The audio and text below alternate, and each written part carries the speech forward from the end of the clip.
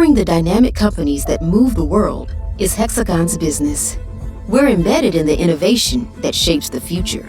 From aerospace and automotive, construction and energy, to electronics and medical. The things that people love most in their lives are built by Hexagon products and technology. And we're driving the global shift to a more sustainable way of making them. But we're not doing it alone. Collaboration is at the heart of progress and drives everything we do. So, we're creating an open innovation platform, a way to connect startups looking to scale with Hexagon and our customer base of world-class companies. Offering insight and intelligence around innovations needed by global firms now, and access to our technology from software and hardware to AI. Hexagon is combining resources and expertise to turn real-world problems into transformative solutions, delivering a new environment to road test ideas with a pipeline of customers ready to embrace them. Sixth Sense is an open innovation platform shaping the future, imagining and enabling a world we can't see yet. With it, we can rethink and reinvent how we design, engineer, and build for a better tomorrow, giving us a sixth sense about what comes next.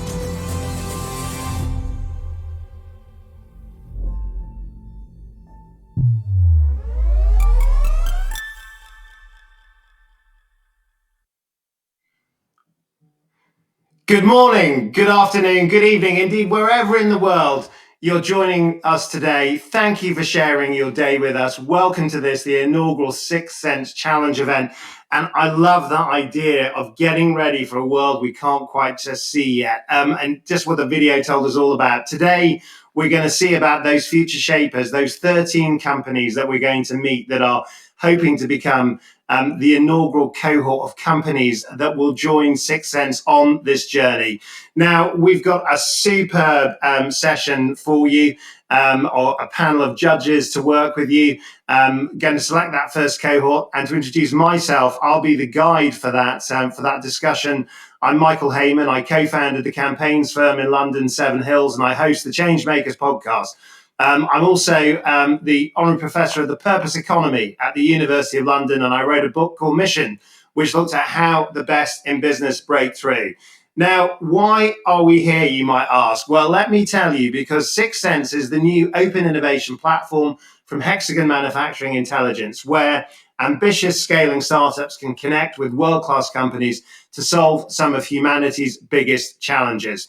Hexagon is at the heart of manufacturing many of the products that we use every day of our lives, from electronics and tools to parts for the aerospace and automotive industries to energy and medical solutions. Indeed, their technologies are used to manufacture 90% of aircraft, 75% of smartphones, and 95% of every automobile produced worldwide. So that's not a bad company to be working with, I'd suggest. And in its mission to push boundaries of design, manufacturing, and engineering, it's working to imagine a more sustainable future for the benefit of everyone. Now, I mentioned 13 companies, and 13 is obviously, depending on where you are, 13 is a number which may be unlucky for some, but it could be very, very lucky for others, because you're going to hear from 13 companies working to realize that positive future as a force for good.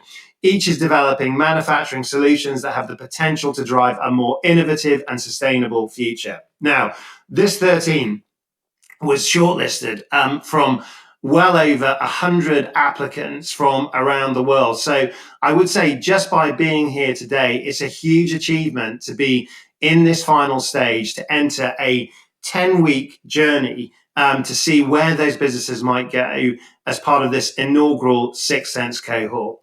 Each startup is going to have a maximum of 5, but a target of 3 minutes to pitch to a panel of experts. Now, I'll just remind you, over here in the UK, we know something about Shakespeare. He said this, that brevity is the soul of wit. Well, brevity is what we're looking for. So the companies that are listening in right now, remember, that 3 minutes is really the 3 minutes that your judges are listening to you. So try and go for the 3 minutes if you can. If you need the other 2 minutes, you've got it, but use it well.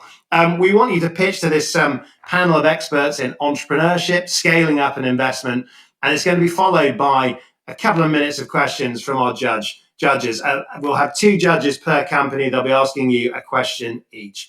They're going to help choose the top businesses that are going to go through to join the Sixth Sense cohort.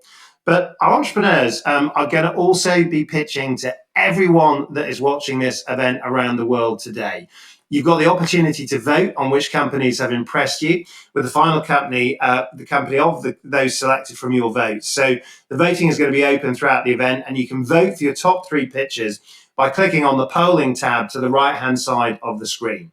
There's also an opportunity, if you send in your questions through the Q&A function, we'll share those with our judges to see whether we can make sure that we get as holistic a sense of questioning as we can possibly achieve in terms of making sure that your views and your ideas are aired and pitched to those pitching companies. Now, should you need a reminder of any pitching companies, there's a page with further information on the pitching companies. You can access this by clicking on that tab. It says pitching companies on the navigation bar on the left-hand side of your screen.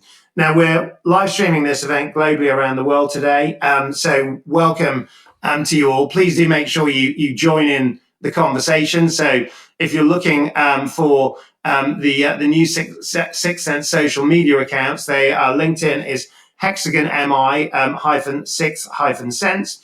On Twitter, it's at MI_6_sense. We'll be sharing those throughout this afternoon. And in addition to our 13 pitches, we'll be breaking for a panel discussion with our judges to really look at what they're hearing today, but also to look at that future, that undiscovered country, the what comes next. Now, before we hear from our first aspiring cohort members, it's a great pleasure to welcome Parth Joshi. He's the Chief Technology Officer of Hexagon Manufacturing Intelligence, to tell us a little bit more about why we're here.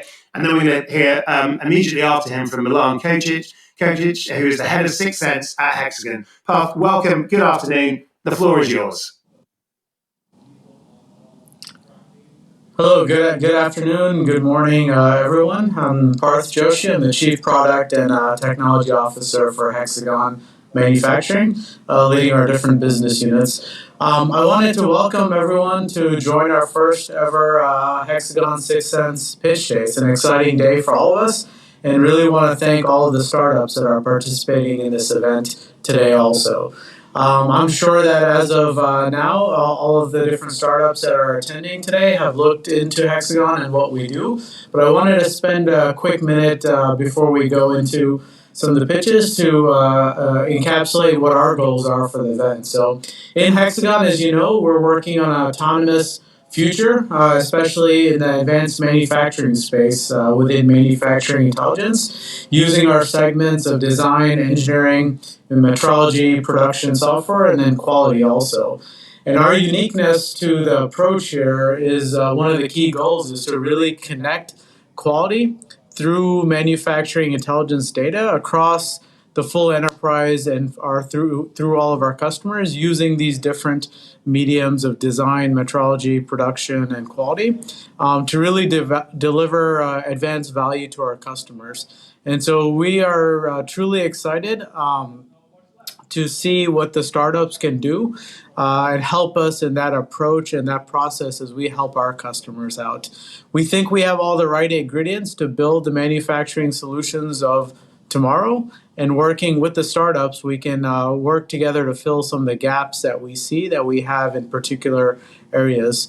From my own background, I've come from the space of startups in the past, both independent startups and startups that have been part of large Fortune 500 companies in incubation type efforts. And I'm really excited through that personal experience and just understanding the impact this type of event and this type of cohort and program can really have and envision for our future, where a startup with the right support from a large corporate environment can really help speed up the innovation, can help speed up technology development, and can help put these amazing startups in the front of the customers that we see day in and day out. And so I think this is the perfect combination between the startup world and a corporate, larger company, global company that can work together to really do things that nobody else can do. And what I would say is that the speed, the focus, ability to grow exponentially are truly things that I've only seen happen in a startup type environment, and it's really hard to replicate and truly exciting. And we're looking forward to seeing some of those and being part of those going forward.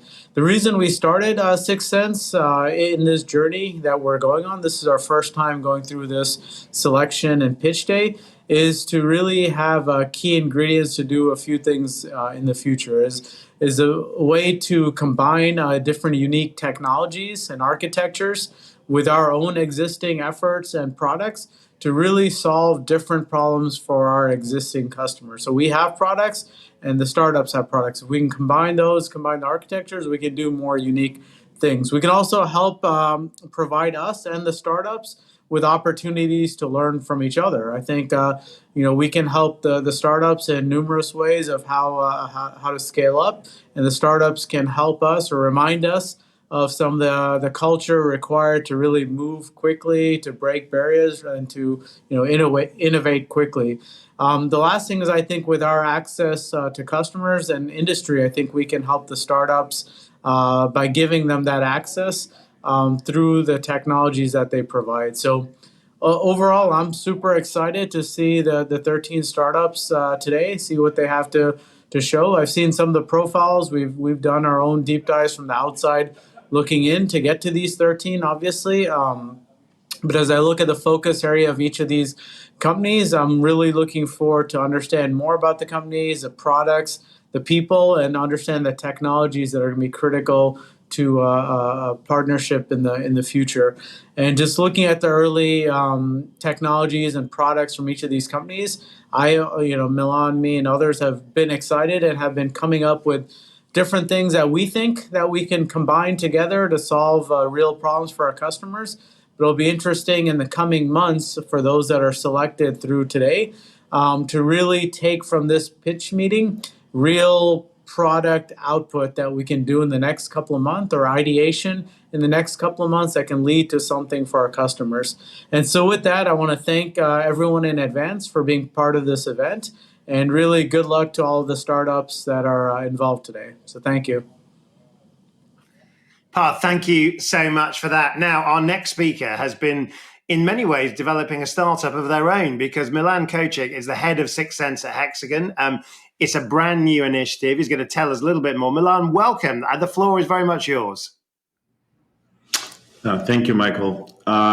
First, hello, everybody from Austin, Texas. I'm actually at South by Southwest, which is kind of a good correlation of things because I'm here listening to a bunch of talks from startups and about startups.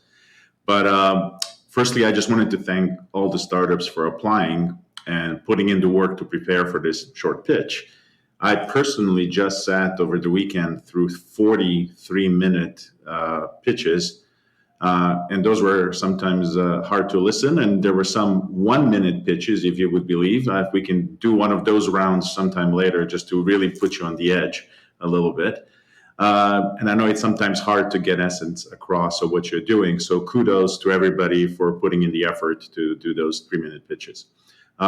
In addition, I also wanted to thank Hexagon leadership for obviously supporting this effort. And finally, thank Seven Hills, April 6th, This is Red, Octo, and Hexagon Marketing, and of course, Zubida, Richard, and Oliver, and all the judges for putting in the time and helping us execute this. At Sixth Sense, we're obviously looking forward to working together with chosen startups to build all the possible tomorrows. We believe that reach of Hexagon, our know-how in building and running businesses and startups, entrepreneurship, ingenuity are a good mix for a possible success. Of course, nothing is guaranteed in life, but at least we can put in our effort. And we know that hard work is required, but we also would welcome some luck too. That's, everybody can always use a little bit of luck.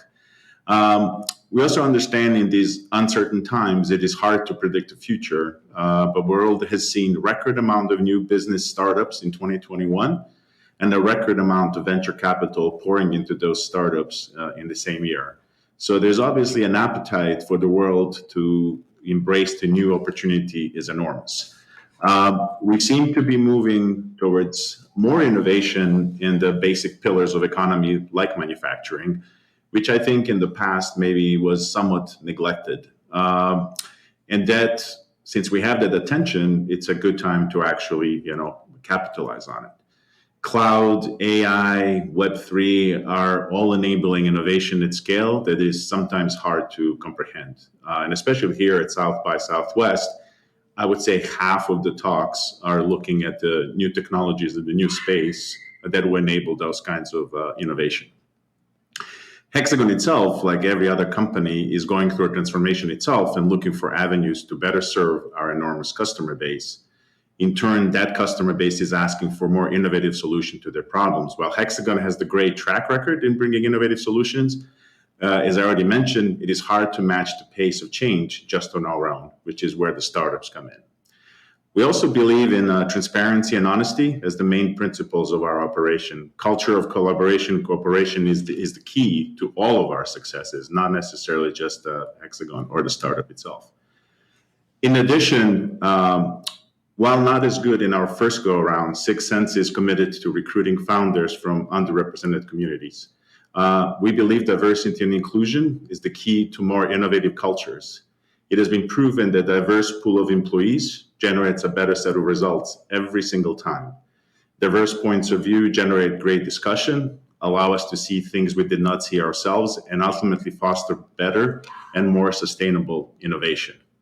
And finally, the last pillar of what we're trying to do at Sixth Sense is closely connected to some of our other initiatives at Hexagon, specifically our evolution, which is the ability to work with startups to embrace a sustainable part of their solutions. If the solutions enable our customers to be more productive, more efficient, they will ultimately consume less resources and help build a more sustainable, autonomous future. So in kind of trying to wrap up what we're trying to do here is create a better, safe space where we can truly collaborate with the startups that are coming from all over the world. I think in our applications, we had startups from 26 different countries, and there was roughly the rough size of a startup was about 15 employees. So in kind of in the stage where they're ready to be bigger, to take off. And the best I can tell is we hope that with our combined efforts, we at least can move them closer to a better space and for future growth. So welcome to all the 13. Welcome to everybody who is watching this. And let's kick it off, Michael. Milan, thank you so much indeed for that. Now, joining Milan and Parth, we have an amazing group of judges, funders, founders, and thought leaders. It's a pleasure to introduce our brilliant panel. Irene Graham is the CEO of the Scale Up Institute, the not-for-profit dedicated to making the UK the best place in the world to scale a business. Hanadi Jabado is managing partner at Sana Capital and a strategic leader with a globally recognized reputation for developing innovation clusters. Bindi Karia is a venture partner at Molten Ventures, the venture capital firm investing in high-growth technology companies with global ambitions. And Matt Ullman is Chief Technology Officer at Shadow Ventures, a venture capital firm focused on seed investments in innovative prop tech and construction tech technology startups. Welcome to everyone. We're going to be hearing from each of you throughout the course of the afternoon. I don't know if we're able to bring our judges on screen for a quick wave. There we go. A quick wave from our judges. They're going to be telling you a little bit later on what they're looking for, but the smiles at the start, which is always a good sign in terms of a judge looking for a positive take on a pitch. Now, a quick reminder, we're going for that 3-minute goal, but up to 5 minutes before I have to hoik you off, which we really don't want to do. 3-minute Q&A followed by that, maximum of 2 questions.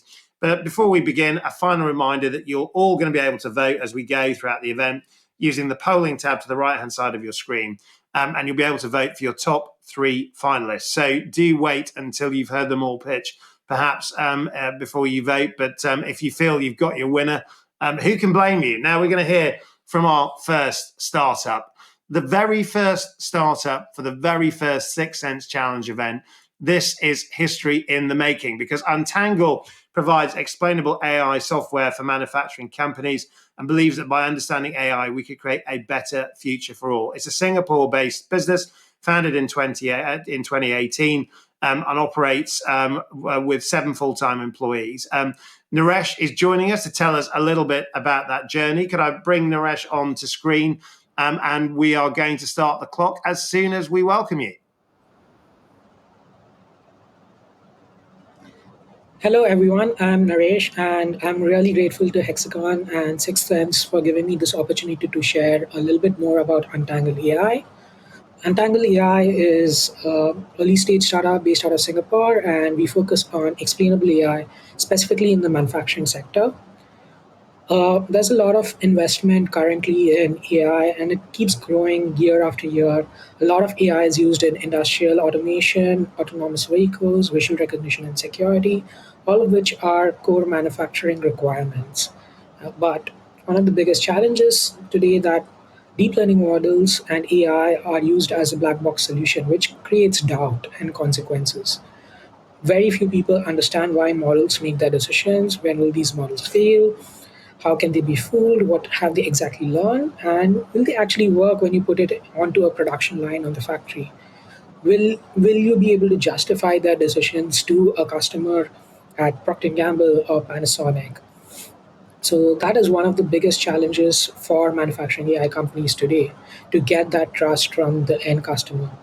Apart from that, there are also other issues where uh, there are ethical issues where the products which are being built in these manufacturing factories, are they fair, non-biased, ethical?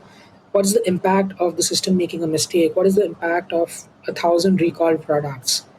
What is the impact of poorly built products? What is the lawsuit impact? And there are more and more compliance issues which are coming up for AI systems today. And explainable AI helps de risk those things.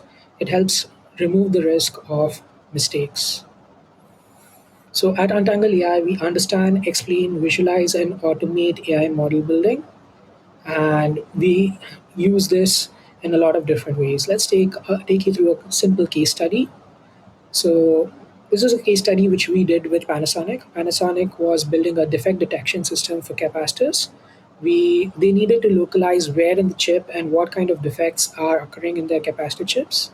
And they wanted to understand the impact of different AI model architectures, and they wanted to make their model better. So our explanations discovered negative side effects of their data augmentation techniques, and they also allowed Panasonic to see where on the capacitor chips are these defects located and what kind of defects are these exactly. And lastly, they were able to figure out what is actually confusing the network, leading to a safer AI deployment.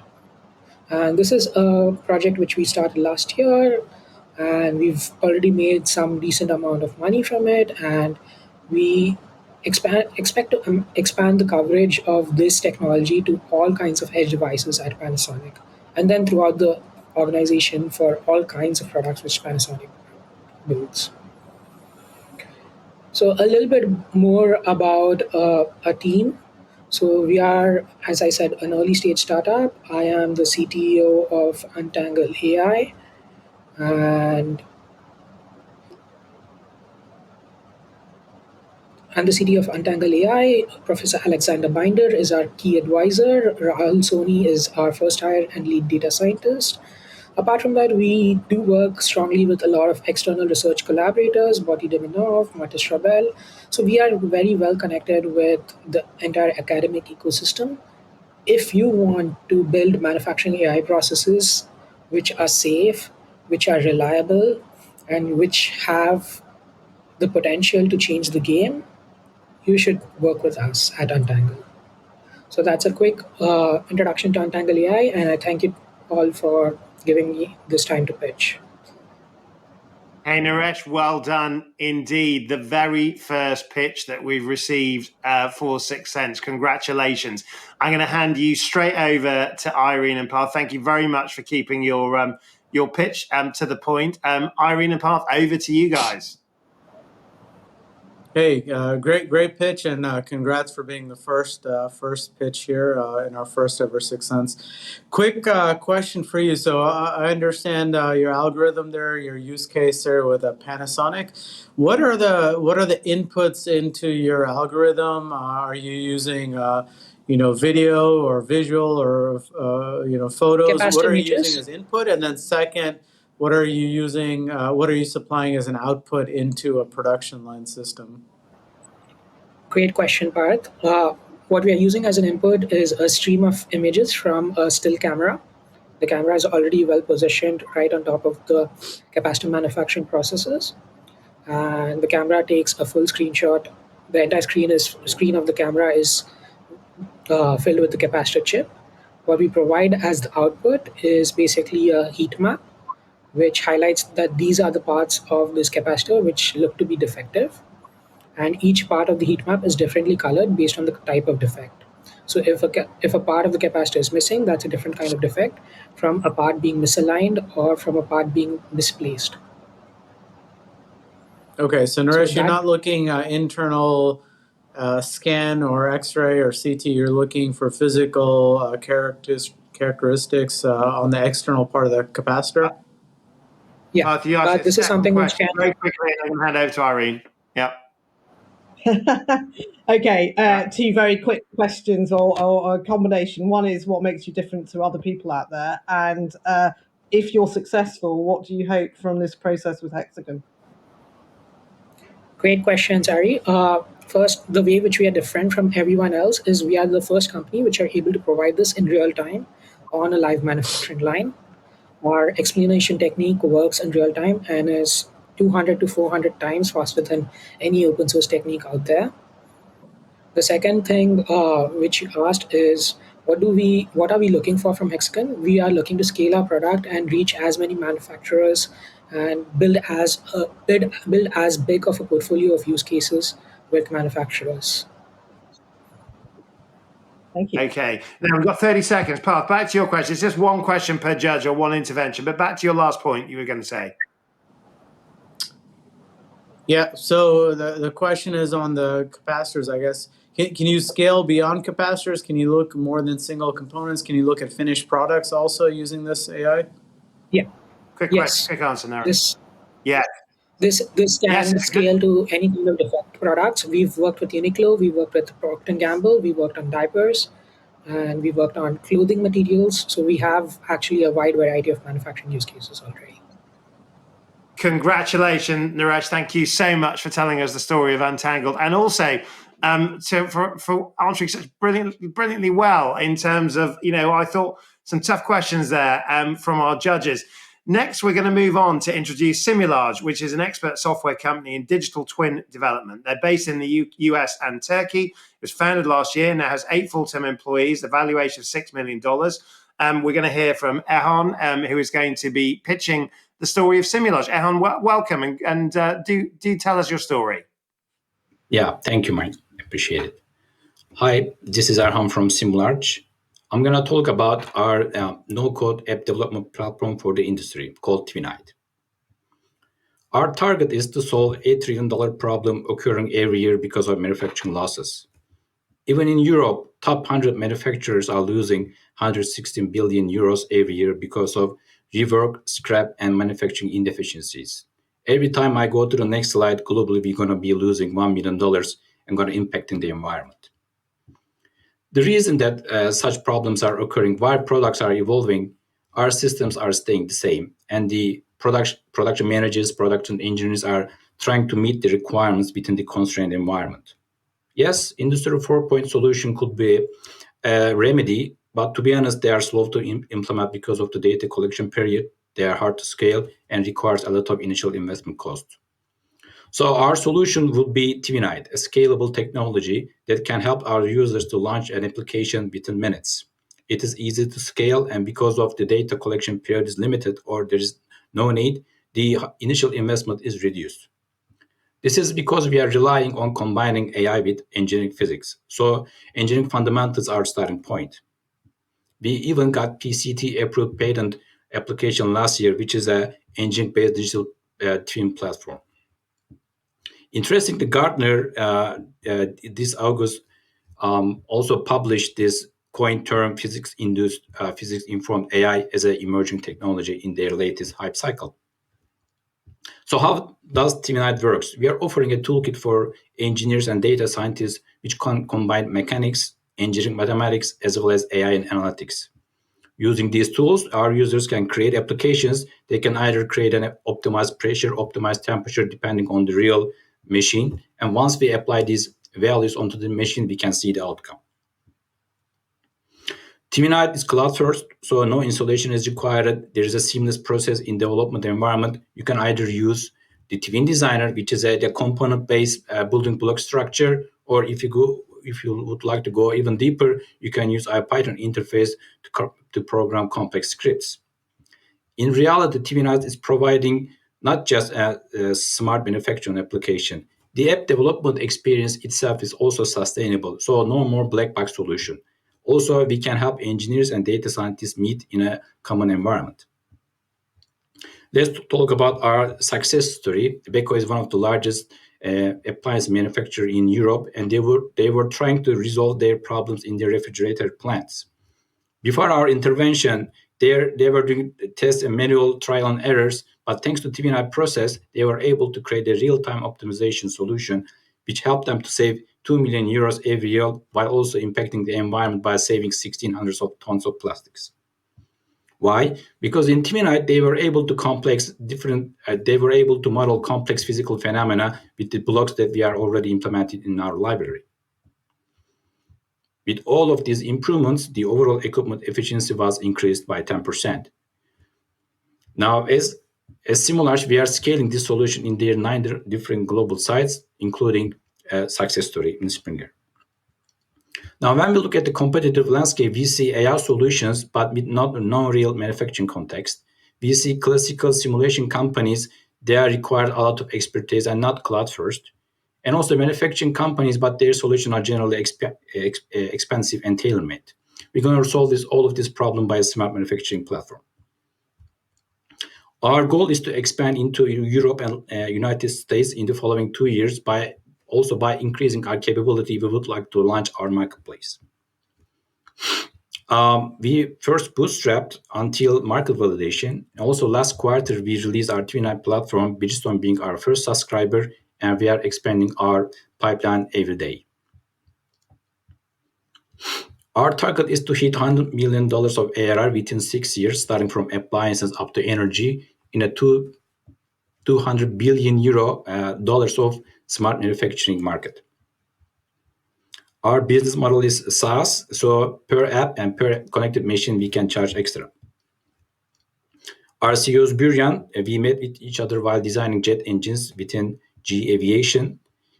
We have a diverse team of engineers, international engineers, mostly technical talents. We have also advisors from different places of the world. These are the stakeholders that brought us here, and with Hexagon, we would like to create more proof of value concepts as well as new pilots with the network. I guess super job there. Thanks. Super job. Thank you very much for that. We're going to bring, and by the way, no shortage of ambition. We're going to bring Milan and Bindi on to ask you a couple of questions. Milan, Bindi, the floor is over to you again. Go ahead, Bindi. Hi, Erhan. Hello. Great pitch. Thank you for that.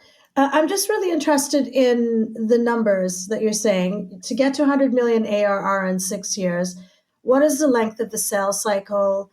Are you going to land and expand? I guess, what are your various target audiences? Yeah, land and expand is our third. Yeah, land and expand.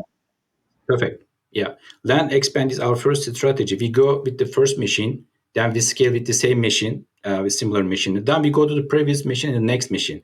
This is how we did it in Beko company. So the example was actually our third application within the same company. By increasing number of users and number of connected machines, we can get better prices. So what is, for example, what is your target for Beko? And then I'll pass over to Milan. Yeah. So you've got 120K MRR right now, or is it ARR? And then I guess, what is your target for Beko in the first year of business with them? Yeah, it'll be 100K. So this 120 is including our new customers. We offer them a cheap entry price, and we expand the prices in following years by increasing number of connected machines. It's our ARR, and in Beko we target to connect 100 machines. Okay. Thank you. Okay, super. Milan, over to you. First, a wise move on your slide is one of your competitors in simulation not to put Hexagon logo, but to use Autodesk and everybody else. But on that note, the question is... No, I know. And the question I have is scalability across industries. Is how much of an effort is it to adjust your product to basically scale across every single industry so that you can essentially adapt? Is it a major effort, minor effort? What would your estimation be? Perfect question. Yeah. For Bridgestone, we just did a 2-hour pilot and it was done. They agreed to buy the product. That was it. Just so basically a relatively small effort. Yeah.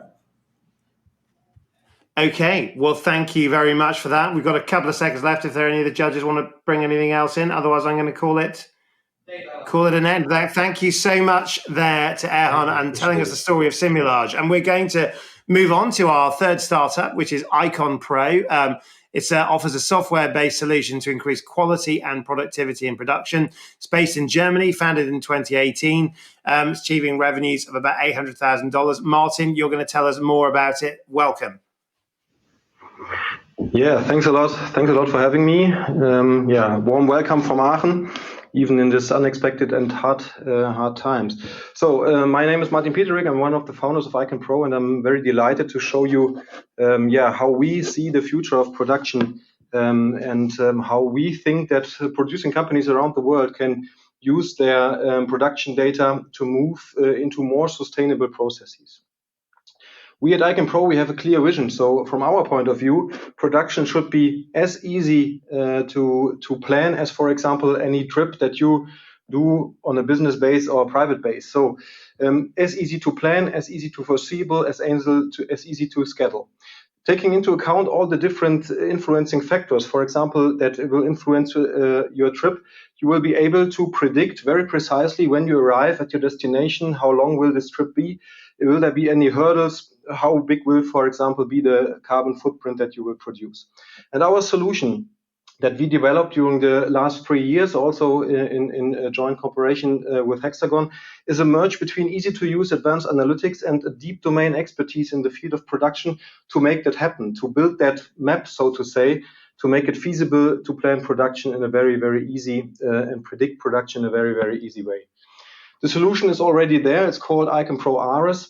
And for example, imagine you are a quality engineer, process engineer, then you can directly use our tool and play around with your data to get directly a better understanding of the interactions, the relations between the data. So different sensor sources, different production data, quality data fused into one model where you can easily understand what's happening in your process.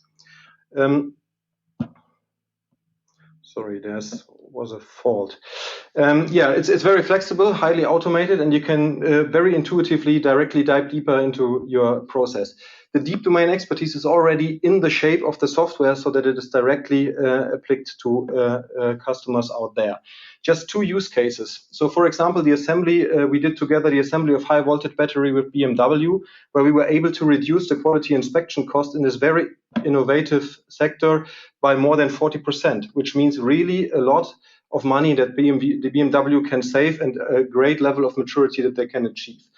Even more sustainability driven, the e-coating of car bodies, where we were able together with Stellantis to reduce the energy consumption within this very energy expensive use case by more than 30%, which means that this is really a shift into a more sustainable process and more sustainable way of coating car bodies in the future. Of course, there's always the discussion why to invest into machine learning and also why to invest into a small company like Icon Pro if there's already some competition out there. We always face also the idea that many people say, okay, we are doing SPC, we stay with that. There's no need for machine learning. But at the end, we can also and always convince the customers that we have this broad production expertise, that we tackle the field of data sovereignty by dealing with any kind of cloud, AWS, Azure, and so on, but also complete on-premise if the customer wants us to do so. The use case flexibility, so we can do it for a process-based industrial process, but also for a manufacturing within the workshop, for example. And this use case flexibility is something that is also far ahead of the competitors. And then, of course, this easy-to-use approach to get a perfect dive into the details.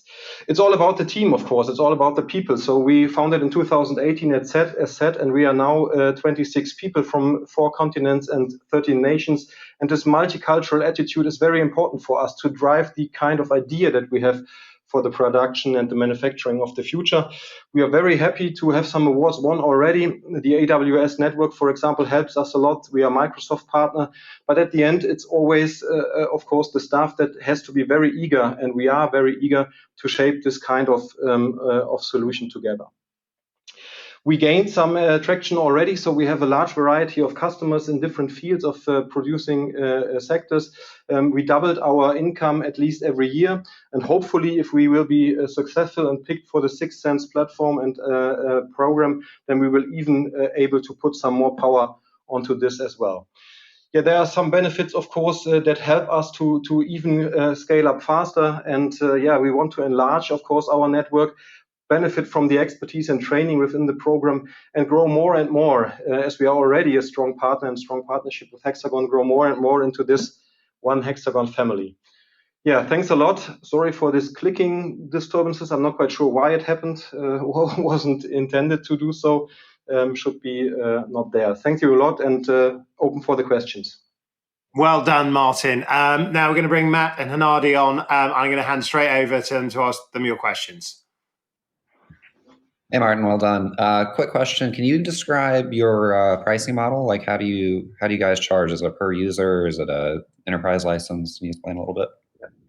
It depends in a way, but normally it's a subscription model, and it's not per user, but it's capacity band, so to say. So if you, for example, have different lines that you want to connect, we give you some computing power that we host, and also some cores that you can use for this time. And then, of course, you can decide if you want to just use it for one line or for different lines. So it's applicable for BMW, for example, a large variety of data for just one line, and then for a smaller customer for at least a complete site, for example. And this is the kind of model how we try to deal with that. If it is on premise, then you can also just book it for the analysis purpose for a license per user, but normally the subscription model is the way that we go. Super. Hanadi. Thank you for a great presentation. Really enjoyed it, and made it very simple. Thank you very much for that. I've got a question about your competition slide. I'm always a bit wary of competition slides where you tick all of the green boxes and everybody else not so much. So if you were to improve somewhere and it's not on your slide, where would that be? Which is the first subset of my question. And the second one, you rely heavily on data. And one thing that is not appearing in your competitive slide or anywhere in your presentation is the curation of the data. So you rely on data from quite a lot of sources, and they come from different format. How difficult is the curation of that data? Yeah. So let's start with the last part of the question, perhaps, because it's a good entrance. So of course, this is always about the data. What you can see that is very easy to use some kind of data, even Excel format, CSV format in our software, but we can also directly connect it via pipeline to any kind of infrastructure that is already there. Often, for example, also some Hexagon infrastructure, QDAS database and stuff like this, but we are all very open to any SQL database, for example, where we directly put the query on there. But of course, we often work together with solution partners that then build on these databases, because this is something that we do not do on our own. And this is also leading to the first part of your question. This is something that if we have the resources, would be very happy to put a bit more focus on that as well, because this is still the main hurdle. So getting the data out of the processes in some databases, this is still the hurdle where most of our customers are struggling, and where we are perhaps a bit too far already. And if we could help there as well, this would be nice. This is something where we have to discuss if we do a change in future. Thank you very much, Martin. And indeed, the story of Icon Pro. That's our first three companies that have now completed their pitches. Thank you also to our judges. Now, just to let you know, people are obviously voting. I hear from my colleagues, you can continue voting for your favourites using the polling tab to the right-hand side of your screen. Our next pitch comes from Smart Parts, a material-based platform to connect manufacturing data to additive manufacturing parts. Launched in 2020 in the US, and with 7 full-time employees, it's already received $500,000 in funding and a valuation of $250,000. Now, to tell us more about the ambitions for the future, please do welcome Cody. Hi, my name is Cody Burke. I'm the COO and co-founder here at Smart Parts. Sorry, I'm just making sure the clicking is working. So we have a very experienced team of executives who have a lot of experience in additive manufacturing as well as traditional manufacturing. And we're launching Smart Parts. And it's a technology that will be a new standard for material authentication and traceability, starting with the additive manufacturing industry. So Smart Parts is an enabling technology. We sit at the intersection of various fields, including additive, quality management, general manufacturing, and smart manufacturing. And we intend to expand into all of those areas as we scale our business. So as companies use additive for production, a bunch of different challenges present themselves. Everything from part serialization, anti-counterfeiting, material validation. Additionally, the rise of sustainability and ESG reporting requirements is driving increasing needs for transparency in supply chains. Our solution embeds a digital signature within additive materials and parts, which makes them scannable, trackable, and cloud connected. So it's an integrated solution. We have materials that are made up of programmable taggants that have unique optical signatures that we can control. We have scanners that interface with those unique optical signatures, and then a data platform, a cloud platform that stores all of the digital manufacturing data that's a link to those unique IDs that we create with the taggants. You can access that through browser-based front end or integrations into existing MES and ERP systems. Our technology, core technology is extremely robust and mature. Again, these are programmable and covert taggants. They're patented and highly protected. Over $50 million was invested into the core technology, and it's been commercialized across various industries. We have the advantage of that head start, and we're taking that existing technology and building new IP on top of it for scanners, software, and around specific applications. I'd like to show you a very, very brief video that demonstrates our technology in action. Here's Samir. He takes a part that has our technology embedded in it. He scans it with a handheld scanner, and he's able to access all of the digital manufacturing data associated with that part. We have a variety of use cases and applications that we can address with this technology. It's very flexible, that range from anti-counterfeiting, lot and batch traceability, supplier identification, material source of origin, and ultimately end-to-end traceability from compounding of materials all the way through to the end-use part in the field. We're supporting this, building this to support an ecosystem of partners. This is technology agnostic and industry-wide. We're already working with machine companies, material compounders, and software providers. Ultimately, the value accrues to the end-use customer who gets that full end-to-end traceability. We see a lot of alignment with Hexagon and a lot of synergy from a technology perspective. We're making use of advanced sensor technology, which we know we can learn a lot from the team at Hexagon. Also, accessing the Hexagon channel would give us access to a mature and large customer base. And ultimately, Smart Parts is a quality solution, right? So we could layer that into existing Hexagon solutions to give customers increased confidence, transparency, and traceability. We have a very focused engagement strategy. Our initial focus is on licensing deals to get our technology into the materials and into the market. We have multiple high-quality customers that we're working with right now that have committed significant resources to testing the feasibility of our technology, and we expect to close 4 of those this year. The next phase of our business model is our Smart Parts platform. That's the full SaaS platform that allows the actual end users of those materials to access all of that digital manufacturing data. We have a growing beta list of customers. We've launched a software integration program that'll help us out a lot. And we're building a funnel for a Q1 2023 launch for the full SaaS platform. We're very excited about. One of our key customers that we're working with right now that I'd like to highlight, they're a tier 1 automotive supplier. They develop custom thermoplastics for the auto industry for many of the top names. These are very high requirement applications. They have a lot of problems. One of them is internal. They have quality control issues with managing the material in their own facilities, leading to high scrap rates. Also, they have auto customers coming to them and asking for custom materials that they can verify in the field to prevent counterfeiting in the aftermarket.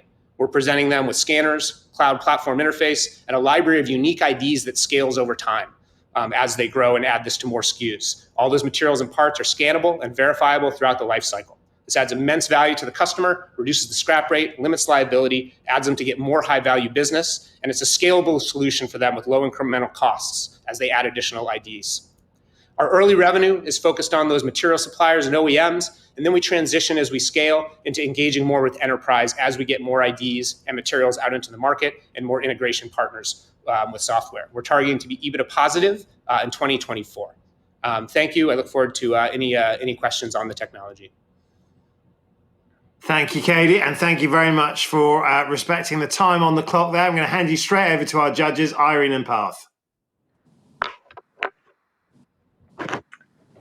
So, Cody, thanks very much. That's a great presentation, very clear. A couple of questions for you. Competition, who are they, and why are you better than them? And also, what's your exact customer reach at the moment? And what's exactly your customer reach at the moment? Is it all US based? Is it global? How many customers? Yeah, sure. So I'll start with the first one first. So when you look at the additive manufacturing space, which again we're using as sort of our beachhead to enter the market, most people are using existing traceability solutions from conventional manufacturing, which have a lot of drawbacks and aren't really well suited for additive, mostly because of the digital nature of it, the size of the parts as they're created, and just the way that additive manufacturing works, which is a large build volume. It's very hard to do something like add serial numbers. So we're mostly competing against traditional technologies. There are some newer technologies out there on the market, but we differentiate ourselves by being embedded and the programmable nature of our taggants. To your second question about customers, the early customers we're working with, we have 4 that we're heavily engaged with in testing right now. 2 of them are US based, and then 2 of them are actually based in Germany and Europe. Thank you. Over to you, Parth.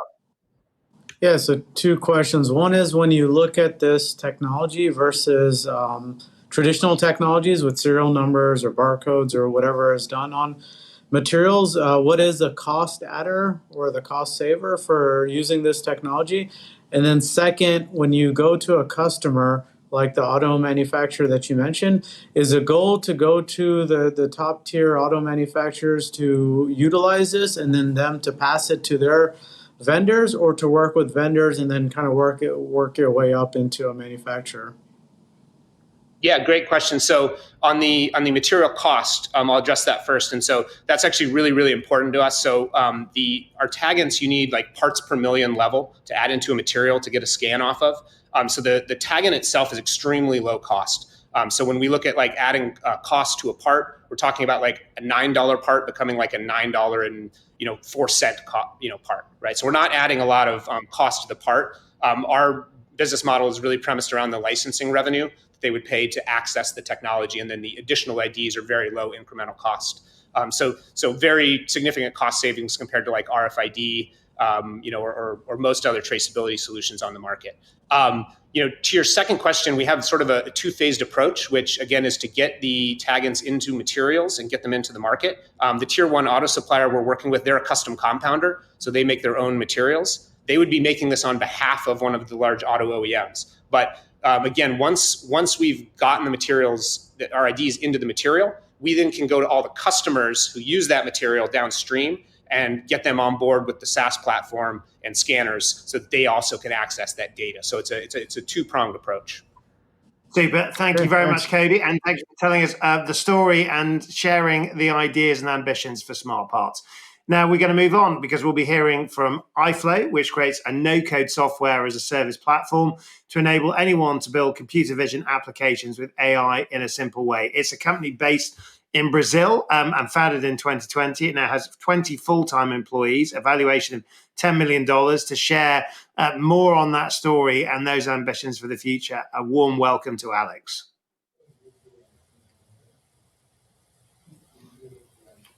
Hello, everybody. My name is Alex Sobral. I'm the founder and CEO of Iflay, and I'll talk about computer vision and artificial intelligence applied to industry.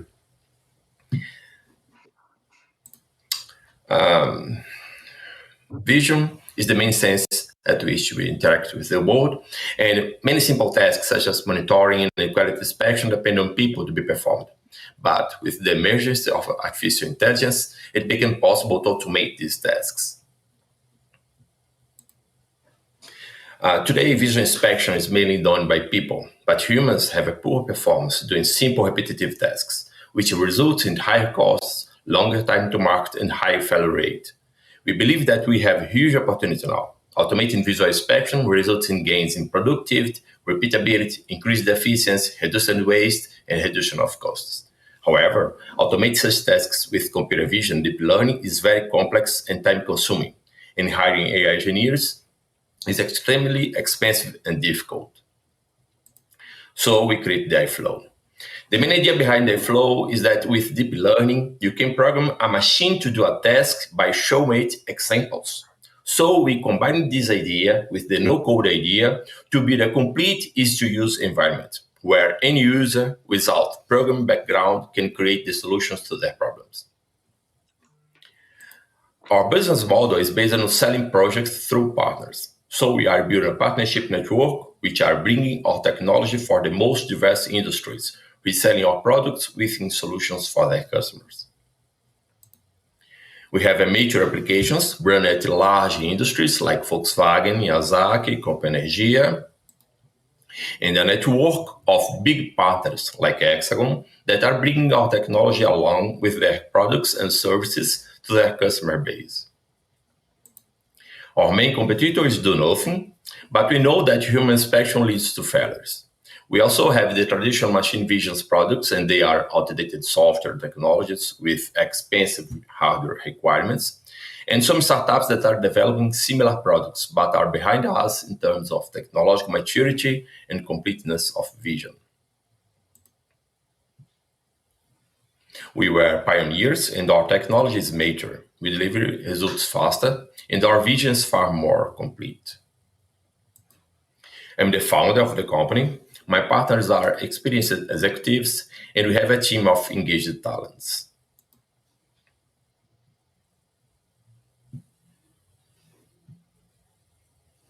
We have a huge opportunity in the market. With sixth sense support and access to investments, we can expand into several segments, such as aerospace, pharmaceuticals, energy, and thus achieve exponential growth. We believe that with sixth sense, we can bring a flow to the global market much faster and reach our growth target, because there is a lot of synergy between Iflay and Hexagon. Hexagon has a strong presence in the manufacturing industries, but most of Hexagon's products is for high precision and does not fit the requirements of full automated inline operation. So Iflay offers a perfect complementary fit to Hexagon products, helping to deliver of a complete solution for smart manufacturing. Here I will present you different customers' use cases that demonstrate the power of Iflay for different applications in different industries, like drones with thermal cameras, we have a lot of cases in automotive industries, different kinds of inspections, different parts of the process, metal stamping, inspecting metal stamping parts, or surface inspection, like that. We are inspecting a surface of a painting of the car and showing all the defects after the car passes the line. We have this case in Volkswagen. We are inspecting the manufacturing, the assembly of the car and identifying missing parts. And this is an interface for human in line, or dashboards for the management and analyze of all kinds of defects. We have some very fast inspection at line, or different work safety inspection, like use of PPE, or monitoring hazardous areas. Okay, we can interrupt now. There we go. Alex, thank you very much for that pitch. Our first use of interactive video. Love it. Thanks so much. I'm going to hand you straight over to Matt and Hennady, who is going to be the two judges that are going to ask you their questions for your pitch. Hey, Alex, can you talk a little bit about how you view extensibility? Like when I see, no-code solutions, that's kind of my first thought is, if you go into a customer, can they get 90% of the way there with what you currently have built, but then like, how do you view getting the last 10% done? We have a very extensible platform with extensible technology based in cloud, but with a lot of components. We can very fast build new components to different aspects, and we already have open source to the same user developing new components for anything. Got it. Okay, thank you.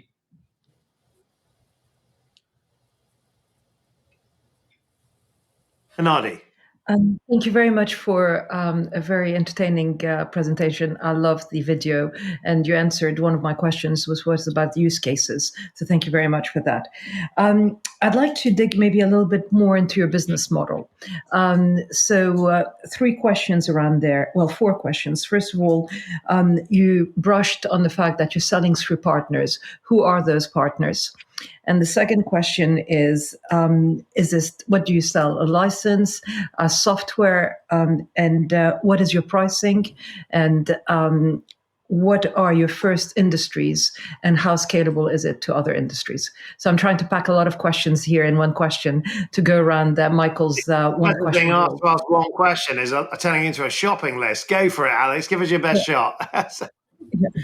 Okay, we have a big partnership with Hexagon for manufacturing industries. We have partnership with Microsoft, DXC, HPE, Samsung, that are solving problems for big companies like mining or agrotech or transmission line inspecting towers for electrical transmission. It's a lot of everything around computer vision. So we can adapt to automate any task that needs computer vision, like security monitoring. When people are looking a lot of screens for monitoring, we can automate anything that human can identify at the video or at a live stream. Great. And what do you sell? Our model is at the cloud. We have a SaaS model that we pay to train the models, the AI, and that. And after they deploy it and test it at the cloud, they can deliver to run at the edge. And at the edge, we sell licenses. So a license at the edge and at the camera.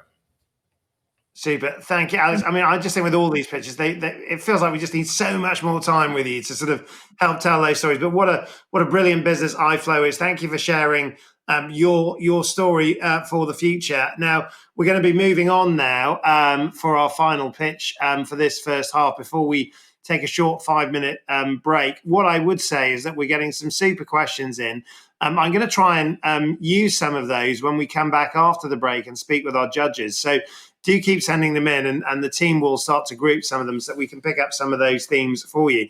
Ahead of that, though, we're going to hear from a company called Primo, which has developed a proprietary digital AI and machine learning predictive technology called Razor, focused on maximizing industrial equipment efficiency and productivity. It was founded in 2017 in Canada. It's received more than $6 million of funding so far, now valued at almost $8 million.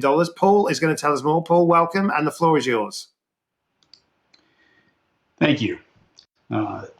Tens of billions of sensors have been deployed, and trillions of dollars have been expended. And the industrial internet was predicted to deliver huge benefits. But what's happened? For decades, we've invested in the deployment of sensors, data, systems, and visualization tools. But for over 10 years now, productivity has been flat to down. Amazing. Companies are bleeding hundreds of billions of dollars a year in lost productivity. Operations and continuous improvement teams have exploited everything at their disposal, and our competitors have left them with few options. Build a large data science practice internally, deploy updated visualization tools, or implement a data science platform intended to turn plant operators into data scientists. All these take way too long and cost too much, and they simply don't scale. I'm Paul Boris, the president and COO of Primo. We help industrial operations achieve a new level of productivity utilizing machine learning to exploit the data and systems they already have as is, with no preparation, naming, labeling, or harmonization required. This clears the analysis constraint, and it points those teams directly to emerging issues, and it frees those teams to use the findings to run the process more effectively. It also allows them to determine the next best investment based on hard data. And since carbon is a proxy for waste, companies will reduce emissions and improve sustainability at the same time. Our leadership team has spent decades running and supporting industrial operations and brings a pragmatic approach to applied machine learning. We're an early stage company with experienced backing in our board and advisors. We're forecasting 3x growth for 2022 with a 7-figure enterprise deal in negotiation at a current customer. Based in Kitchener, We're particularly proud of our team, and we've been twice recognized by Diversio with their highest certification. Razor is a SaaS-based analytic engine that plugs into existing infrastructure. It automates the data science and then applies the data to a library of models ranging from simple statistical regression to neural networks, all working in collaboration to uncover hidden insights while solving classes of problems. This gives the operations team a next-gen solution to apply to the data and systems they already have as is. This is critically important. Razor may take existing inspection data and analyze it to identify a trend toward failure. But in addition, by consuming data from upstream operations or maintenance and corrective action systems, Razor can predict failure and suggest corrective actions. In the future, Razor will provide feedback directly to systems or devices to close the loop. This example is quality, but we have customers focused on uptime, throughput, and schedule performance as well. The ability to plug right into your solution stack, the speed that Razor produces results, and the ability to expose the business case for the next investment area makes Razor an ideal fit for a company like Hexagon with your tremendous breadth and depth of capability. So one of our current customers is looking to eliminate the risk of quality escapes while increasing throughput. They already have quite a bit of legacy data and are struggling with the analysis bottleneck. Razor ingested process curves. They have hundreds of these monitoring systems already deployed, generating millions of curves a month with a data profile where typical analytics would bring no value. And with zero data preparation, Razor autonomously flagged a critical deviation 1 full month ahead of their existing tools. We've got similar examples related to machine downtime, throughput, disruptions, and schedule inefficiencies. One thing is clear. Operations teams have hit a productivity plateau. They need new tools that leverage machine learning to break through, and the typical approaches just aren't working. By teaming with Hexagon, Pramo can help customers get to the next level of productivity. Thanks for your time. Thank you, Paul. Classy pitch, if I may say. Milan and Bindi, over to you. Bindi, I think you've got some Canadian heritage in your story, so I think you should be declaring an interest in that. Actually, it is over to you guys. It's actually Irene. I think you're going to ask us the first question. A slightly different running order on my note. Slightly different running order. Okay, well, back to me. Thank you very much. So just to be clear, what do you see as the revenue opportunity from this? You talk about the fit with Hexagon. What do you see as a potential revenue opportunity for you? So it depends on how you want to slice it, but we could look at even plant by plant, reasonable revenue from a plant. A typical manufacturing operation could be in excess of several $100,000. This first example I used, we went through an exercise to actually test the system against their data and build the business case. So they told us that in the first 2 use cases, they've saved almost $1 million or created $1 million in ROI by leveraging Razor. Thank you. Over to you. So in terms of the technology, is this something that would work on a manufacturing or production line utilizing metrology data or quality data and then outputting something? How would you embed this code into the different data that's there? Yeah, instead of saying or, I would say and. So if you started with metrology data, so this is an example from another customer. They had ferro arms, they were collecting data, they were looking for things like machine drift and boring heads. We were able to point them to exactly where the problems lie so that they could fix it. But when you can add the actual machine data to that or inspection data, the more data sources that get added, and this is key, we take that data as is, so there's no prep coming from the customer, you get a much better answer, you get a much more complete picture. So we would start with the area of interest they have, focus on the data that's available there, and then that points them to what they should be working on and what they should invest in next. Did that answer that? Yep. Thank you, Parth. And thank you, Paul. What a super pitch. And really a great way to bring us to the halfway point. So good luck with that. And everybody do keep voting. We're going to take a 5-minute break now to give you a chance just to have a quick have a quick moment. We're going to be back in 5 minutes when we're going to hear from our judges. Now, you can continue voting for your favourites throughout the panel using the polling tab to the right-hand side of your screen. Do keep your questions coming on the Q&A. I'll be putting some of those to our judges. And just in case you want a sneak peek at the companies joining us in the second half, you can find an overview of each pitching company in the exhibitor tab on the left-hand side of your screen. See you in 5.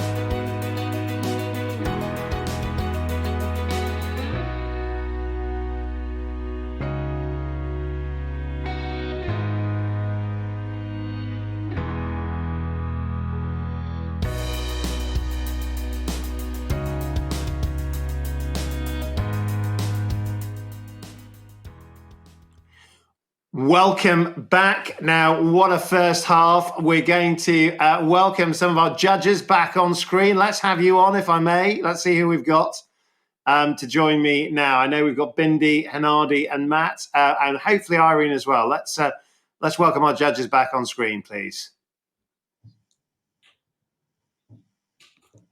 Okay, that's what they look like in their name spec. Let's see there. There we go.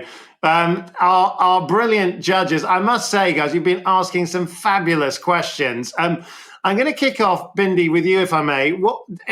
What's been grabbing your attention this afternoon? I guess without telling us who you're going to vote for. I think I think all of the teams have extraordinarily complex solutions. And to dissolve them into a 3 to 5 minute pitch is a very difficult thing to do. And what I've found just overall is I've really been able to understand what it is the company does, what their level of traction is, and really the problem that it is they're trying to solve. And that's, I know, really hard for this kind of technology. So I think well done to the teams for doing that. And well done to whoever was coaching these teams, because it makes a lot of sense what I saw.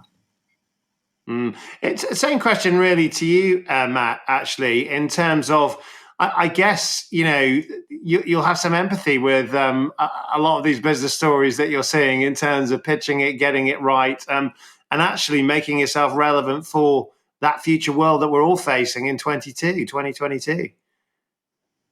Yeah, absolutely. I mean, selfishly, I wish we had triple or more, quadruple the amount of time just so I could better understand. But I do agree. I think the thing that's really stood out to me the most is I tend to see a lot of pitches that talk about, AI and advanced technology, but then you can really tell there's no substance behind that. With these pitches so far, it seems like there's really some technology to actually back up what they're saying, which has been a pretty refreshing take for me. Yeah. Hanadi, I'll turn to you next, if I may. I mean, obviously you're in the business of funding founders, if you will. In terms of what makes some of these ideas fundable, what are the things you're looking at from that kind of side of the balance sheet, if you will?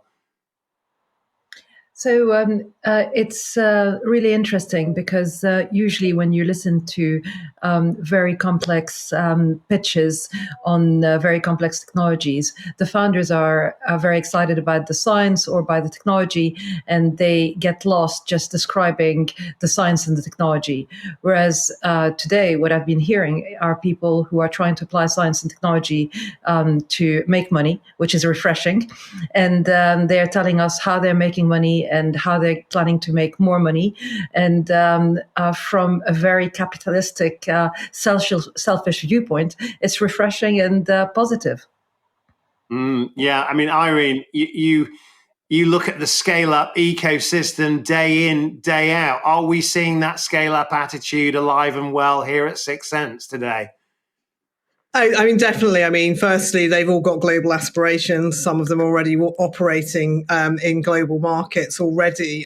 It's good to see the client traction as well. It's always good to see when you get to pitches like this, whether there is any client and customer traction. Ultimately, that's what's going to build a product and make it scale. But that global ambition and that innovation and that desire to solve problems that exist, as well as, a number spoke about the environmental impact that their solutions could make in relation to the problem solving. So I think that was really good to see that in a number of the pitches that came forward. Yeah, I mean, Matt, I'm going to come to you next, if I may. I mean, obviously, we're going to come back to that idea, I guess, as these businesses as force for good and agents have changed. But we're also talking about a very specific part of the business world, the smart manufacturing innovation ecosystem. When you're living this day in, day out, I guess, in terms of a perspective, I mean, what are you making of it in terms of what it tells you about the potential for this part of the technology spectrum? Yeah, I mean, clearly there is a need for these solutions, right? I mean, if you just looking at the pitches that we've already seen, right, talking about the ROI that they've saved their customers and the scale and adoption that they're getting, I mean, there's clearly an overwhelming need for these technologies. And I think that parlays also into what we need to do to fix the existential crises we're facing as a planet, right? Like climate change, environmental issues, social issues, right? Like I think all of these manufacturing plays such a key part in all of those issues. I mean, I really think there's just there's a lot here that we're seeing that is just super important, and it's only going to continue to get more important as time goes on. I mean, Bindi, I remember when you and I first met, you were, I think you were running the kind of venture program at Microsoft. We were on the Startup Britain campaign.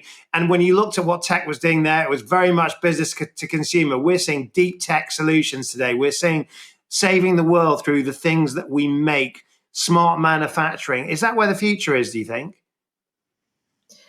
Well, yeah, I think a lot more VCs, investors, and actually government funds are putting their money where their mouth is. I think having been on the European Innovation Council, where we're putting when I was on it, it's a 10 billion euro investment over 7 years into deep tech solutions impacting society. And actually what I'll observe about all the solutions here is it's sort of cash efficiency and energy savings that are going to help these manufacturers leapfrog to the next generation of production. And Michael, that was like 2011, so it was a very long time ago.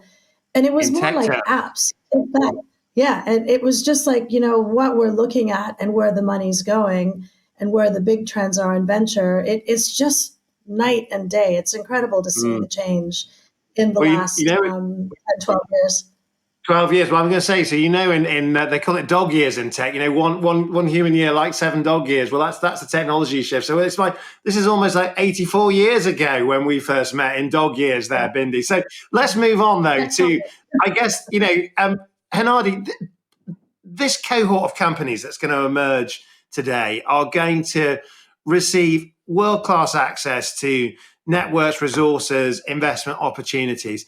How do they get it right? What's your advice to a firm that might suddenly be entering a very transformational phase of the journey? You've seen it in your Cambridge Judge Business School days. You've seen it as an investor. You've seen it as an advisor. Top tips for getting it right. Let me, I guess it's going to be really hard to narrow it down to just 6. I am already, struggling with the quality of the pitches we've seen this morning. So it's going to be really hard. So well done to the curation and well done to the companies. In terms of getting it right, I just wish I had the solution. I can tell you how people get it wrong. People get it wrong by forgetting the reason why they're there, and it's to build a sustainable, scalable business. So they need to keep their eyes on the ball and making sure that they don't forget what driving them. Where do they want to be in 10 years' time? It's really easy to bask in the success, in the PR, into taking side steps and doing little things. It's being razor focused on what matters, where they want to build, where they want to be, and what they need to build to get there.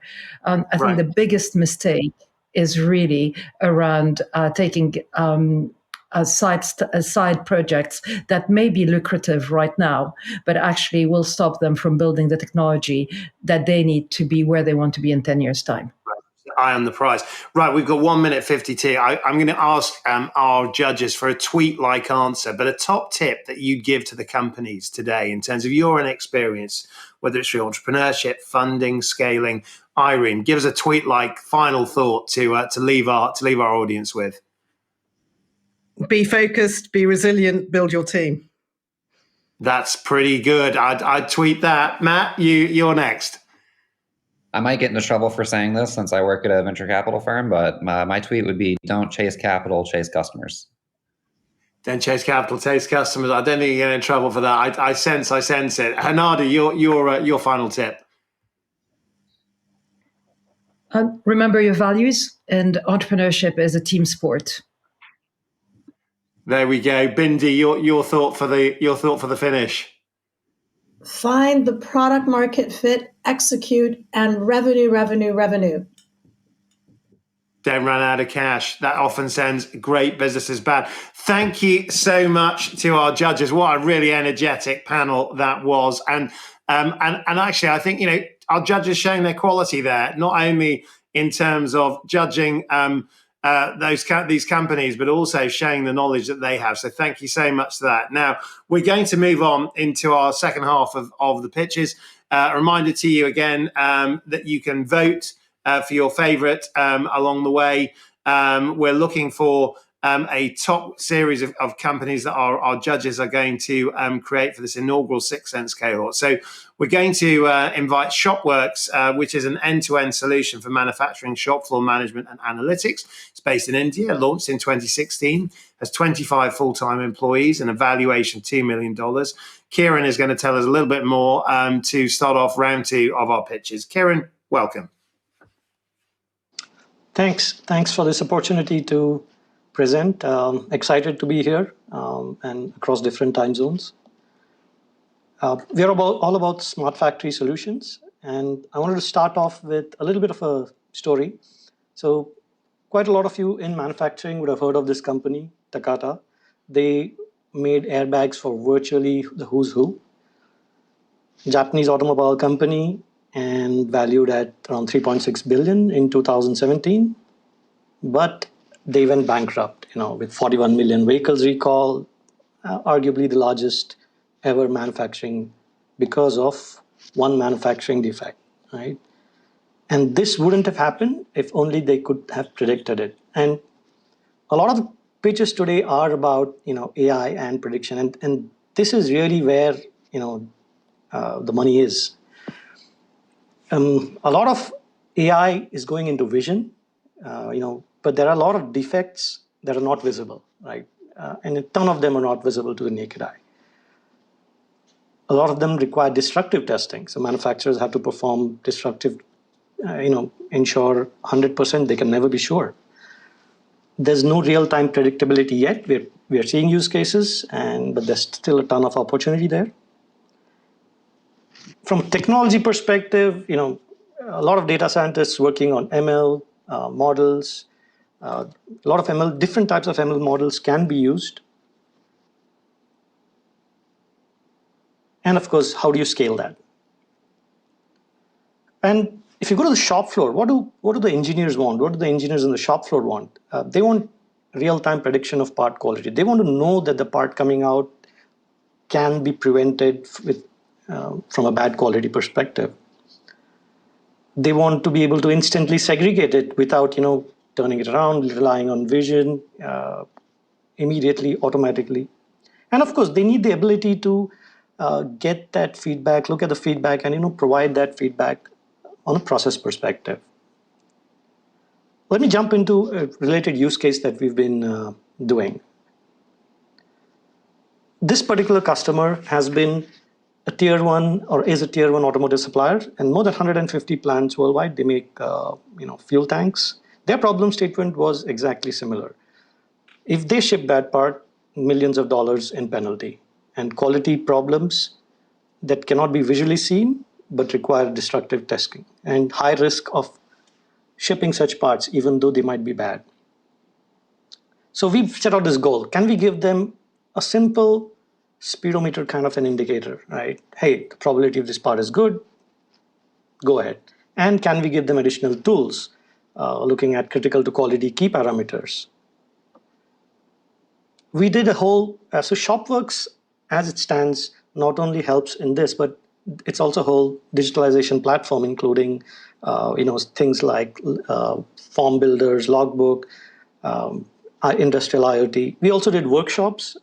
We implemented the digitalization within a period of 4 weeks. And what did we achieve? Of course, we built out the models. We tried out the models, what worked. We were able to deploy it. What did we achieve? Around 55% quality claims avoided.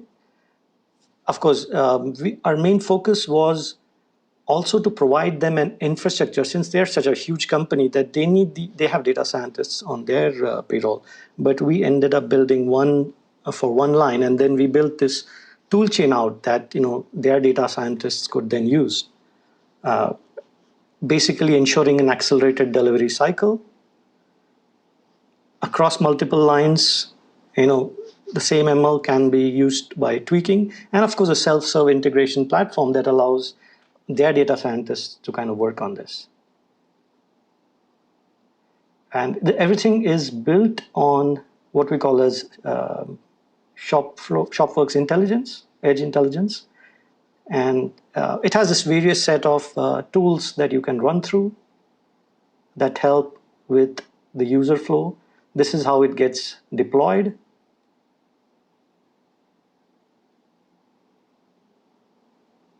And just a little bit of summary about what are the other things we do. So we have a complete smart suite, as you will. Yeah, I think I've run out of time. Well, you've got 5 seconds, but I'm going to take those for your judges because I think you've done brilliantly well there, Kieran. We're going to bring on Irene and Parth, who are going to ask you questions. But thank you so much for that excellent pitch. Thanks. If we can bring Irene and Parth, there we go. Over to the judges. Thanks so much. That was Irene, you want to go? Great. Yeah, thanks so much. That's very great to see the visualization of your product and service. Who do you see as your competition, and how scalable is this? So, over the last couple of years, there's a kind of tons of competition come up in this space, right? From companies like Altizon, and even I think one of the later on members, Switch On, we run into them. So there are quite a lot of competition that's coming in. There's also competition coming in from the big players that do have access to, for example, the connectivity to the machines when we connect. So competition all around, so to speak.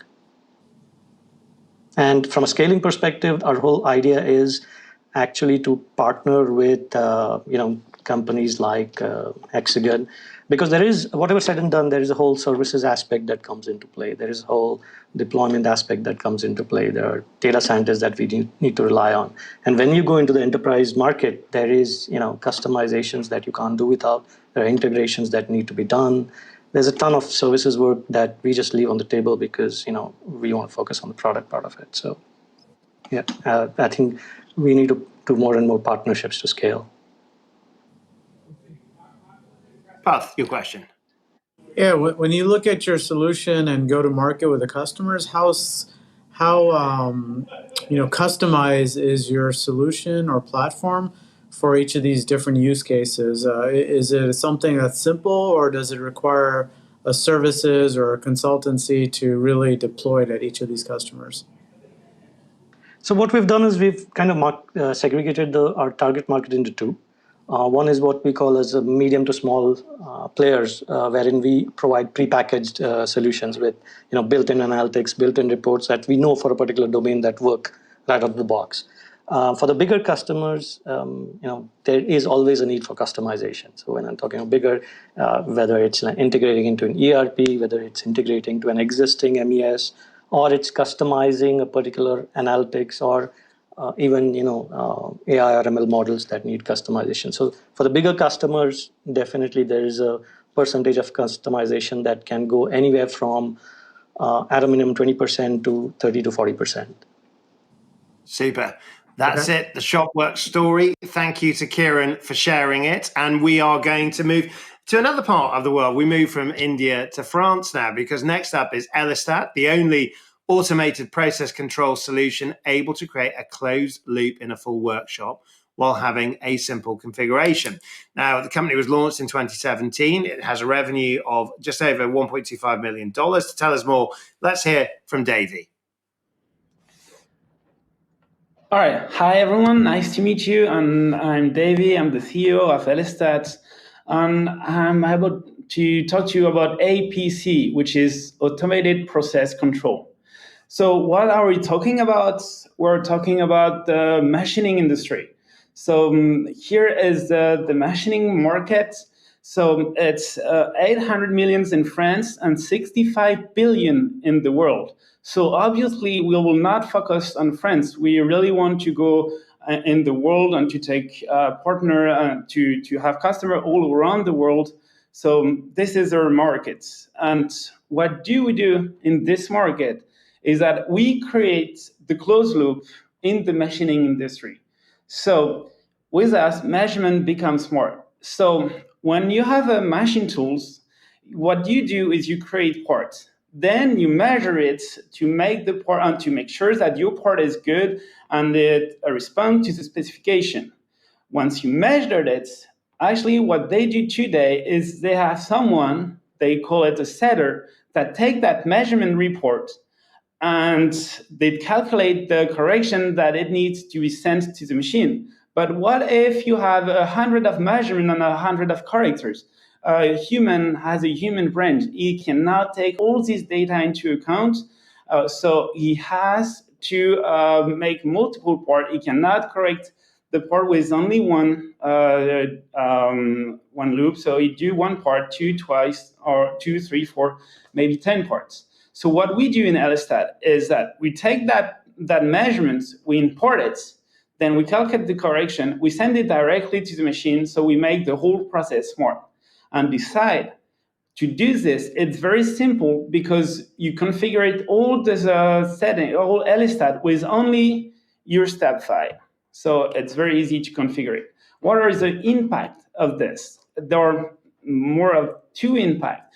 The first one is the setup times, because anytime you change the part, you change patch, you have to stop your machine until you're machining a good part. So all that time you're not machining good part, you're losing money. With us, you reduce the setup time by 75%, which means that all the time that you are losing, you can produce part and earn money.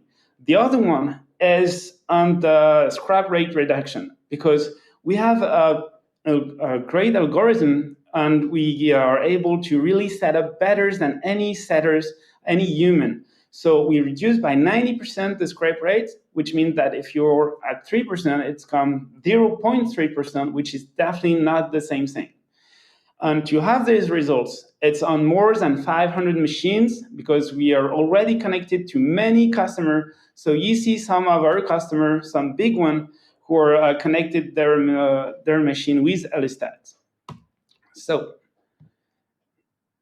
our performance is we started in 2017 and we grew up. So now we're more than 1 million and we're continuing to grow up. We're continuing to grow up also with the team. We were 3, 5, 10, now 20, and we still grow up. And the most important thing, all our money comes from our clients. We didn't have investor. All this money is from our clients. We sell license and we earn money and we developed new technology. We developed new things to get more customers.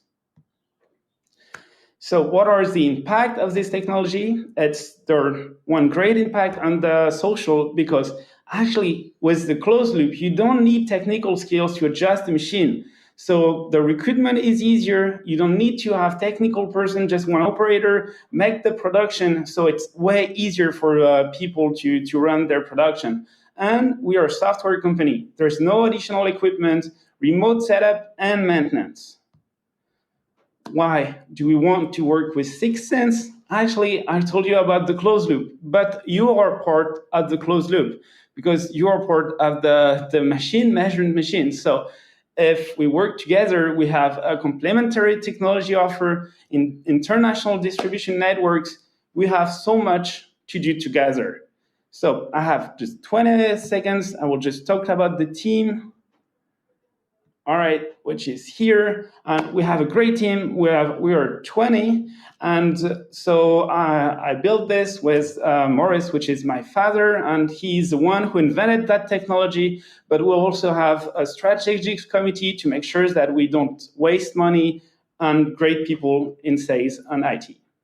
Thank you so much, Davey. Super pitch. Well done. We're going to hand you over to, I believe, Milan and Bindi, who are going to come on screen now to ask you your questions. Over to the judges. I guess I could ask the first question. You're talking about a $65 billion total addressable market. Can you break that down a bit for me? I mean, what kind of industries are you going for? And more importantly, what is the role of the person you're targeting in the corporation in order to sell this to them as a product? All right. So the 65 billion is the machine tools industry. So because the way to create closed loop in that industry, there's no market for it. We're the first one who are doing this. So I cannot tell you the market of this. I can tell you the market of how much they sell machine tools. And we can get a share of this market because you can sell a machine maybe a bit more if you can create that closed loop. So we can take a percentage of this market. And what we believe is that the closed loop industry is about 5% of this market. Okay, but is it sort of automotive? Is like if you could sort of go deeper into the type of it's automotive, it's aeronautic, it's medical, it's watch industry. It's everyone who machines something. So you create anything with metal inside. Basically, is machines. So it's all the stuff that you get with which is machining. Okay, straight over to Milan. Since you're doing basically machine tool offsets and similar things in a kind of a closed loop environment, two quick questions. One question is how easy, or you obviously I saw that it's almost no training, but how easy is to set it up for varied environments as far as manufacturing process goes? And the second one, do you see an opportunity to use machine learning and AI to kind of speed up things and maybe do some predictive kind of things in the loop? You got a minute there, Davey. All right, we have 2 days of training, so it's very easy to do. With 2 days of training, we let the customer and he can configure all this part. So it's very easy. And then we also have AI because to have the right prediction, we have AI already. But there always everybody say AI, so it's not something which differentiate. So what we do differentiate, but not actually the AI. Okay, there you go. Actually, you only took half your 30 seconds. Well done. An excellent pitch there from Davey and the Elestat story. Thank you so much for joining us here today. We're going to move on now to hear about Smart PM, an engineering firm with a vision to become a worldwide partner for automated manufacturing processes. Founded in Spain in 2019, it has 16 full-time employees, having received $2 million of funding so far. It's a founder I've had the great pleasure of meeting. Jose, welcome to the Sixth Sense pitch. Over to you to tell us the story. Thank you, Mike. Good afternoon. My name is Jose Castellanos. I'm very pleased to join the Sixth Sense initiative to present Smart PM. At Smart PM, we want to be, with our Mig platform, the factory shop floor central command center. We are talking about taking advantage of an opportunity to lead an addressable market of almost $8 billion by 26, which is by fact pretty much aligned with Hexagon Factories of the Future vision.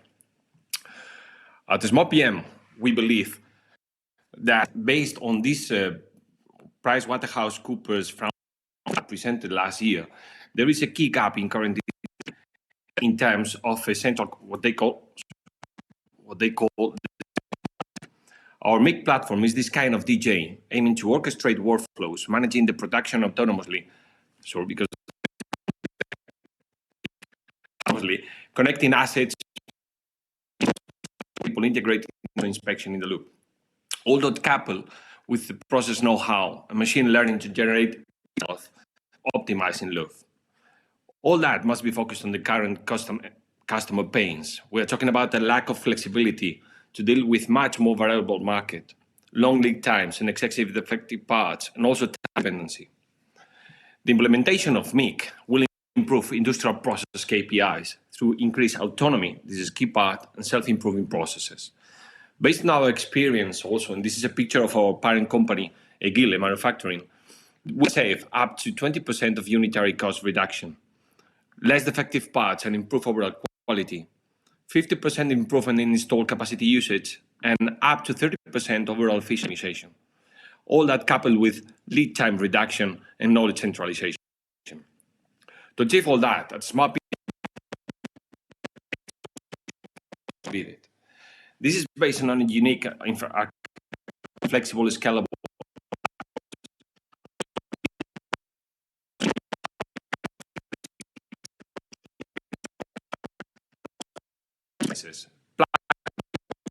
ready in a click, and also human in the loop. It can also easily integrate third-party solutions.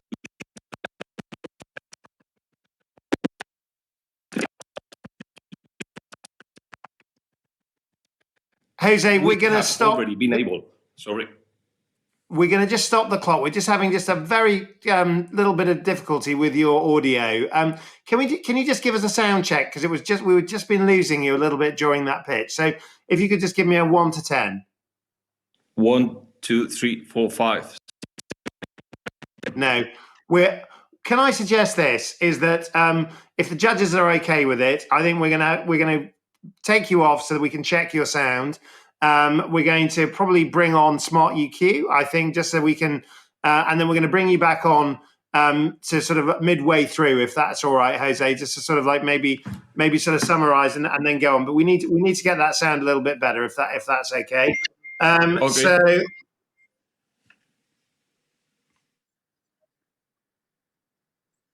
Yeah, no, we absolutely will.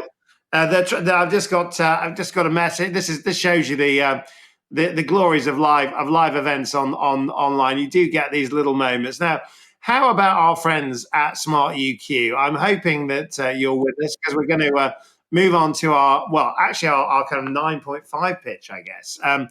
It's a premier supplier of machine learning software, optimally designed for science and engineering applications, based in the US, founded in 2014. Already received $8.5 million in funding, and been valued at $14.5 million. To tell us more, please welcome Peter. Thank you. Hello, everyone. My name is Peter Qian. I'm the CEO of Smart UQ. Smart UQ provides the best-in-class machine learning product for general and application engineering and science. So we started a company a few years ago. At that time, I was a professor at University of Wisconsin-Madison. I was doing foundational work in machine learning and statistics. One of my partners at that time is a Proprietary. They had lots of difficulty with machine learning from one of the billion-dollar company. And they asked me to provide better solution. At that time, I had no money, so I sold my house for $200K. I put the money into Smart UQ, then become entrepreneur after that. So Smart UQ has basically 3 pieces: data collection, data modeling, then have a bunch of analytics and decision making after that. The concept sounds very simple, but technically it's very difficult to do.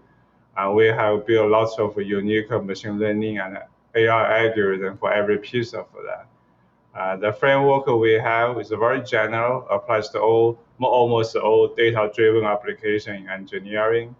Our software is industry independent, application agnostic. Currently, our customers are using Smart UQ for simulation, testing, digital twin, and many other applications. We do have very strong return of investment for our customer. For example, our jet engine customer using Smart UQ saved millions of dollars and thousands of hours of work.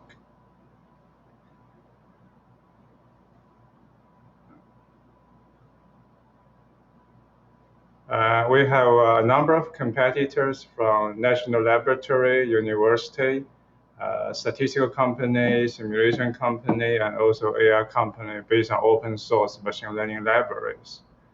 Smart UQ is able to compete all of them by a very large margin in terms of accuracy and also fitting speed of machine learning algorithm. I want to just share with you 2 benchmarks we did. The first one is with a technical fellow at a jet engine company. He compares Smart UQ with all the best tools he has over 25 years. We give the best accuracy for him. Another example we did with a defense company. So they are using a tool from a multi-billion-dollar analytic company. That tool took us 3 days to fit a model. For the same model, same machine, only took us Smart UQ 3 minutes. We have quite a diverse set of customers. We have many Fortune 500 customers in aerospace, defense, automotive. We also have customers at startup and also research institutes. In addition, we have 17 customers from Hexagon. from basically a program called MSC1 XT program. We are very much view Hexagon as our number one partner. We did the integration with the simulation tool at Hexagon, also did a paper with Hexagon at different conferences. The market size for us at least $33 billion. We had 11 people, half technical, the other half marketing and sales, customer support. We have some very well-known advisors, including CEO at public company, and member National Academy of Engineering, and also Assistant Secretary at Department of Energy. We have global channels, including Hexagon, MSC International, and also many other companies in the US, Canada, China, Asia, Europe. Our tool is very mature. We just released 8.0, so we're raising another round about $10 to $20 million to put more resources into marketing, sales, and customer support with a new round of funding, which should grow our revenue to close to $100 million within 5 years. Hexagon, as I mentioned already, is our number one partner. Partner with 6 Sense can help us to grow our customer base very significantly. Also can allow us to grow our partners to over 100 quickly. On the other hand, by partnering with SmartUQ, Hexagon also going to have access to the best ever machine learning AI tool for engineering application. In this way, can compete all the competitors for all the different applications. That's all I have. Super pitch there, Peter. Thank you very much for that. Now I'm going to hand you straight over to Irene and Parth for their questions. Parth, you start. Yeah, just looking at your partners and customers, if you look directly at the space we're working on, you kind of mentioned our design and engineering kind of MSC space. Where do you think the synergies are of working together, and what unique problems do you think we can solve together? Yeah, I think for the simulation partner, we can do a high-level prediction model for all the variety of the simulation tool, like a structure analysis, CFD, material science. We can also do lots of calibration, basically compare results from simulation and testing. Another one is a digital twin, which essentially is a combination of simulation and sensor data. Those are very ideal applications for us. Okay, thank you. Thanks very much for that very clear presentation. You talked about speed and accuracy with your being an advantage over competitors, and there are many competitors. How do you stay, and how are you planning to stay ahead of your competition? Yeah, we treat every algorithm we have as a trade secret. So even within SmartUQ, only data scientists have access to our trade secrets. And also, we continually reinvent new technology, put those into SmartUQ. We release at least one new release every year. And also, we release a new round of funding, $10 to $20 million, get just more customer and sales to dominate the market.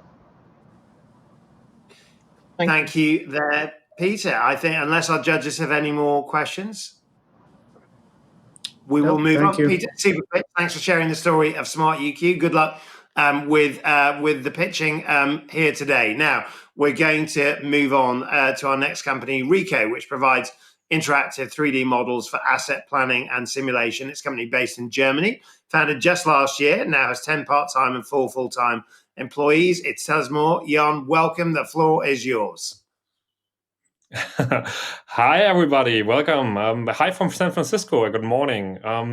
Yeah, my name is Jan. I'm one of the co-founders of Ricoh. And with Ricoh, we bring manufacturing to the 21st century with the touch of a button. So let's look into that. Everybody needs to go digital. And when we talk to executives in the manufacturing space, people have got that. The main pain is nobody can. There are hundreds of softwares out there which enable you to become some kind of digital twin out there. And one of the main problems is they all start with the model instead of the reality. So in reality, going digital is very hard.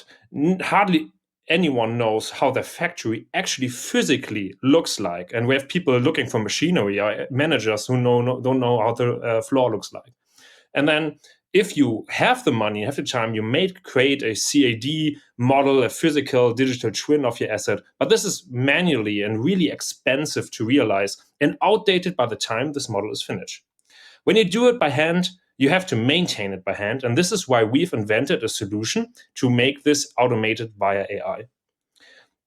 This is how layout planning looks like in many, many manufacturing industries. And we have conducted this in over 100 companies where we did interviews. They cut off shapers, or they use PowerPoint. Some use simulation software, but most of them rely on this basic shapes for designing their processes.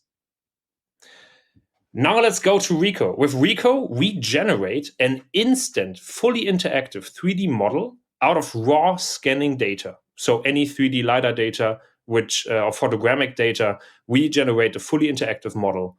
And this way, we already have a return on invest because you have the first model in seconds, right?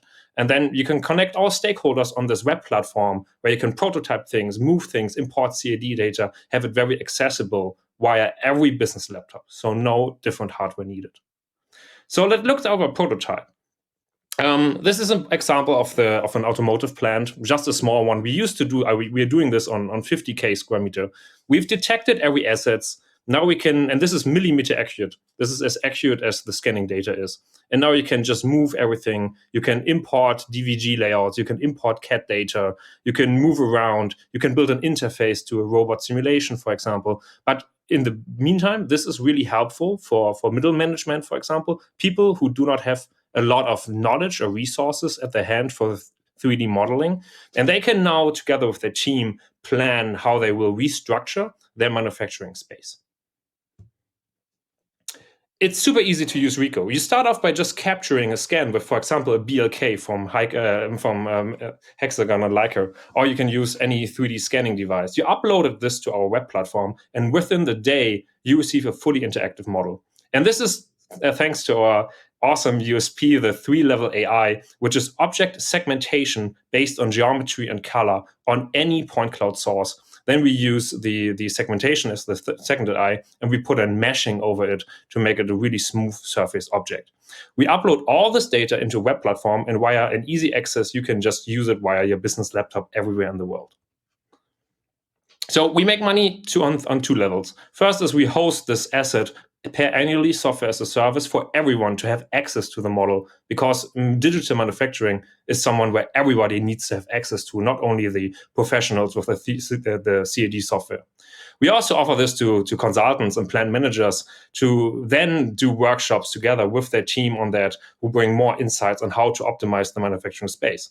Last but not least, we deliver a detailed physical model which you have an identifier of the object at each coordinate. So you can hang all the metadata and across that, and with one new scan, we can just do the differentiation between scan A and scan B and tell you how your manufacturing layout has changed. We get sticky because manufacturing updating is usually a project-based business, and without it becomes continuously. And we can think of how we can interconnect this with other services. Actually, startups we've seen today, how everybody gets more and more on one table when it's about manufacturing decisions, because they can actually visually see what everything is about. I mean, we started out a year ago. We have already generated 120K in revenue with Volkswagen and Siemens, our current beta customers, and we currently grow 40% month-over-month in a closed beta with more than 600K annual recurring revenue in our pipeline when we publicly publish our first software in Q4 this year. Thank you so much for your time, and let's go to the Q&A. Yeah, well done. Thank you very much. Now, I think we're going to be bringing Milan and Hannadi on, but a slightly different way of doing it this time. I think we're going to be bringing one judge on at a time. Oh, no, we've actually got Bindi. I think, Bindi, we're going to lose you in a moment. So why don't we throw you in a question, though? And then I think I thought Hannadi was coming on. Why don't you pitch us a question? I'll do a very quick question. I'm so sorry. I have to run on to a different call. I wanted to learn a bit more about your business model and how you're working on and charging the customers, and also a bit about your competition as well, please. Absolutely. So on the business model side, you pay per square meter hosted. This is an industry standard for scanning, so scanning cost and hosting cost, and then everyone gets access to it. Otherwise, per user license would mean that no one gets access to the model. And then on a competition landscape, we have people who have viewers for 3D data, and we have simulation providers like Siemens Technomatics, for example. The first one is not really usable in a planning context. It's just good for looking at the data. And the second one is really complicated to use, really heavy. You need CAD data. It's really slow to use on a CAD workstation, so not really convenient. And we provide this with a web platform. Now, Bindy's going to step out for a moment. Thank you very much. Milan, over to you. Thank you, everybody. Take care.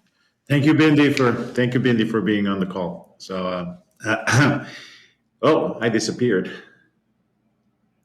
Keep going. I think we can hear you there. Okay, you can hear me. Okay, I just want to make sure. That was great. From a perspective of automating the process, what does that mean? Meaning, as you scan the data and you have the cloud point and you essentially start segmenting all the data, is it a trivial task? Does it take hours on a large facility, or is it something else in between? The reason I'm asking you, as you know, Leica Geosystems has a BLK scanner. So I've seen some of the kind of cloud point gathering and how some of that works. And sometimes it's time consuming. So I just wanted to just check from a technology standpoint what it is. Yeah, so currently the scanning is the bottleneck. We've built the hard stuff first. The 3D AI works really, really fast. It's performing, I'd say, within a day if it's below 50,000 square meters. So we can segment this data really fast, upload it, and make it available to the customer. The training data, we do not need additional training data from the customer. You can use the model right away. However, if we detect unknown objects, it requires a first relabeling. But if every new scan, we can update the facility, of course, and then we know the objects. So it's a one-time labeling. Yeah, well done. Thank you so much. And thank you for sharing the story of Ricoh there. We're going to move on now to Layer Metrics, which aims to increase quality and productivity in additive manufacturing by enabling intelligent closed-loop adaptive processes. It's a company that's based in the US and founded in 2019. It's received $200,000 in funding and now has a valuation of $5 million. To tell us more about it, a warm welcome to Claire. Thank you. Hello, I'm Claire Murphy, CEO of Layer Metrics, and we are increasing manufacturing productivity using our proprietary amalgamated metrology to increase quality and productivity. Metal additive manufacturing productivity is severely limited. Poor reliability, waste, and inefficiencies cost billions of dollars. This is a major problem for industry, and it is preventing mass adoption. Industry is screaming out for a solution, and at the pillar of our solution-based product is our transformative IP, which amalgamates metrology. We use interferometry, spectrometry, and imaging to form in a single instrument.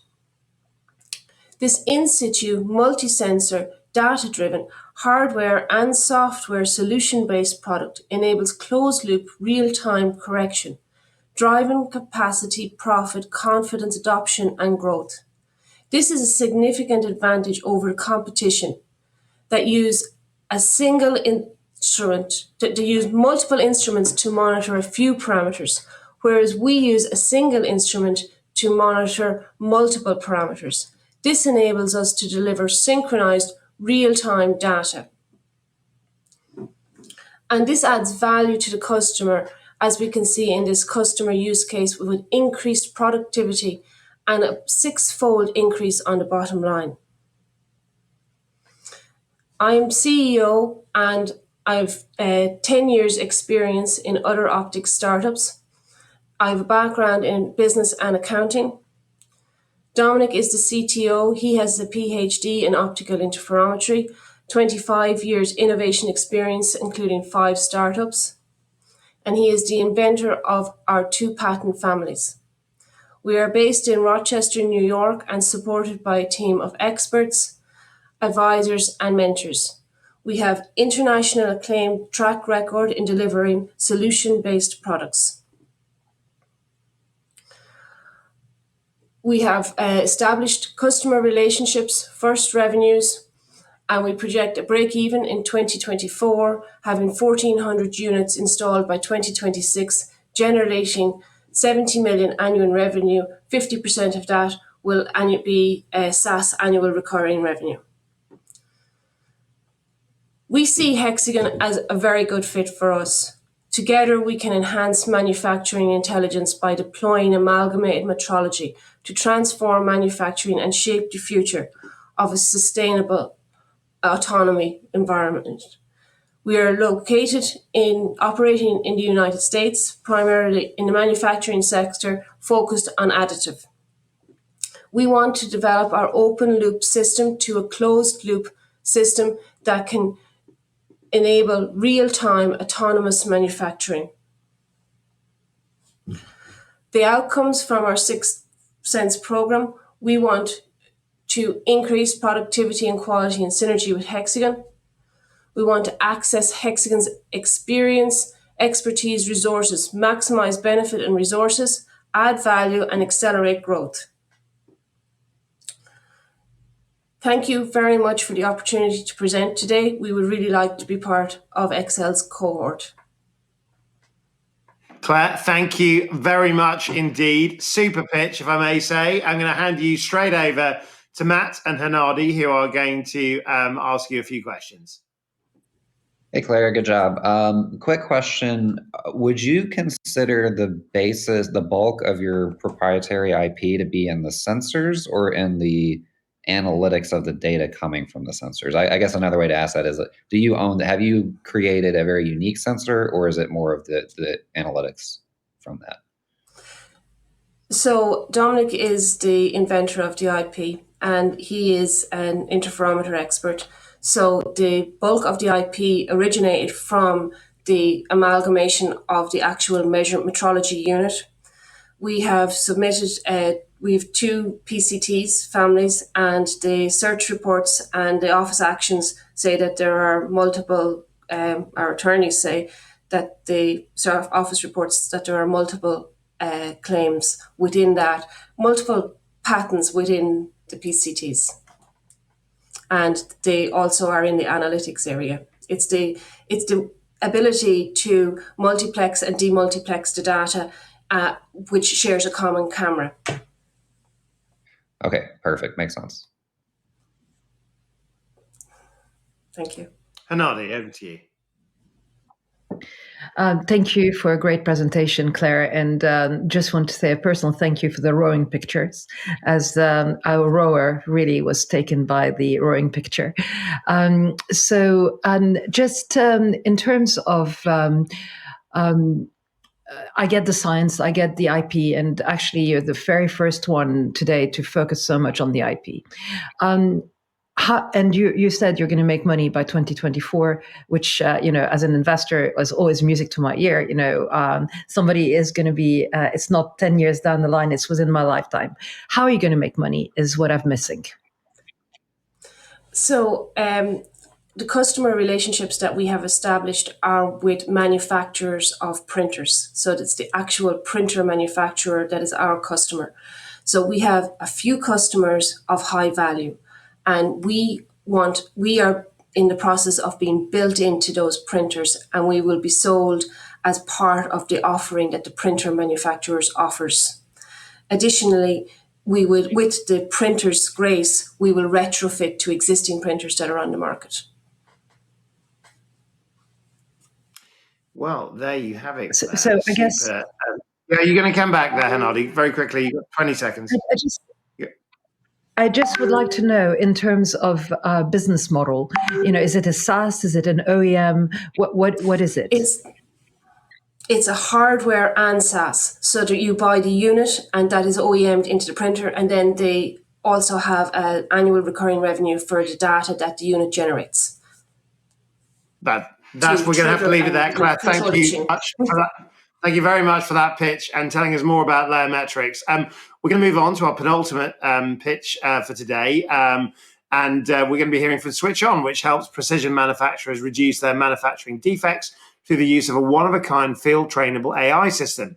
Now, the business was founded in India in 2017. It's received over $1 million in funding and has a valuation of upwards of $10 million. To give us more of that story, Annie, welcome to Sixth Sense. I'll hand you over for your pitch. Thank you so much. Hi, I'm Anirudh. I'm one of the founders at Switch On. I look after business development and strategy for Switch On for both US and India, which are our two primary markets. We at Switch On are building AI-powered quality inspection systems for precision manufacturing applications. Our vision is to enable manufacturing companies reach zero defects. If you see a typical manufacturing, high-speed manufacturing setup right now, most of the manufacturing itself is almost completely automated.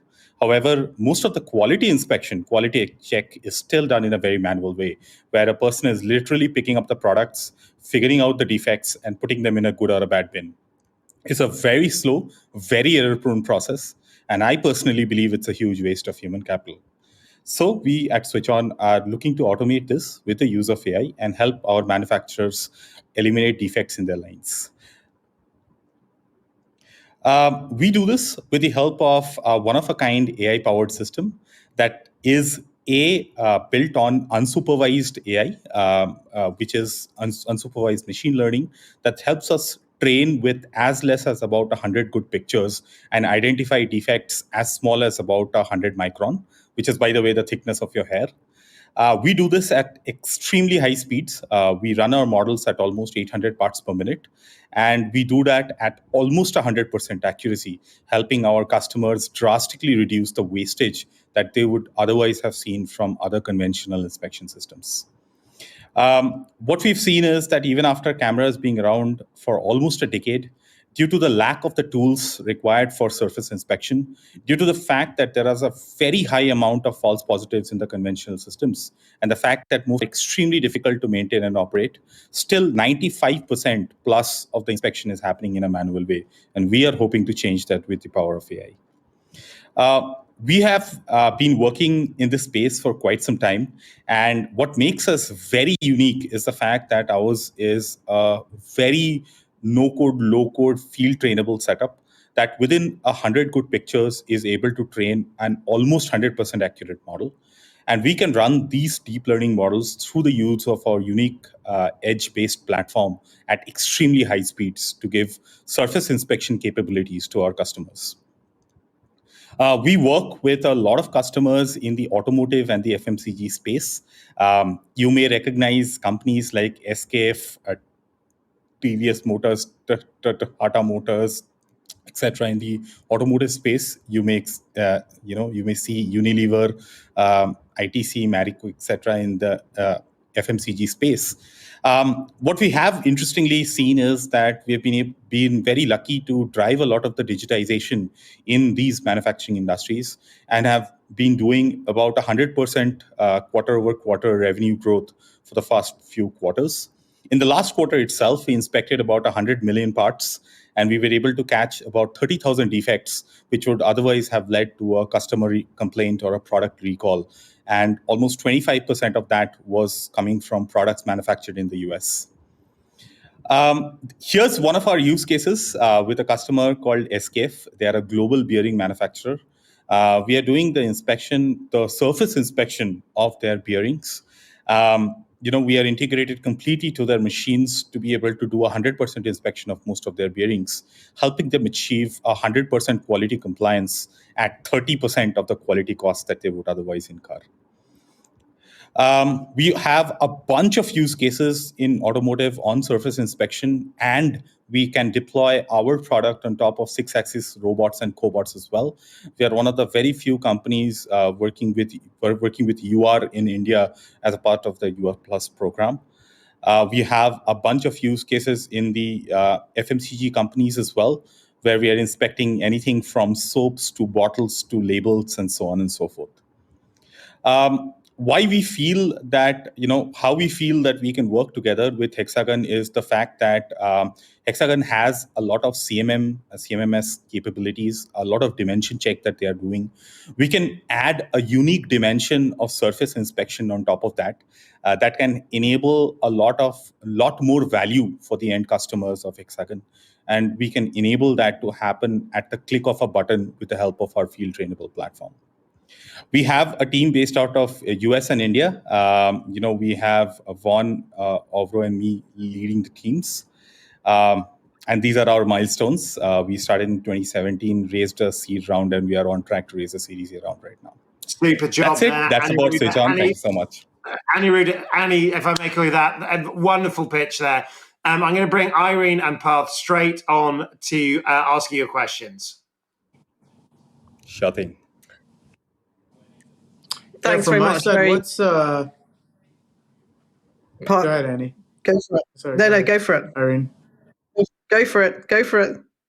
Okay. Go on, Parth. So, just a quick question. In your kind of enablement or going to customers, what's your the cost savings you can bring to a customer with the different use cases that you've brought up? What are some real world examples you have there?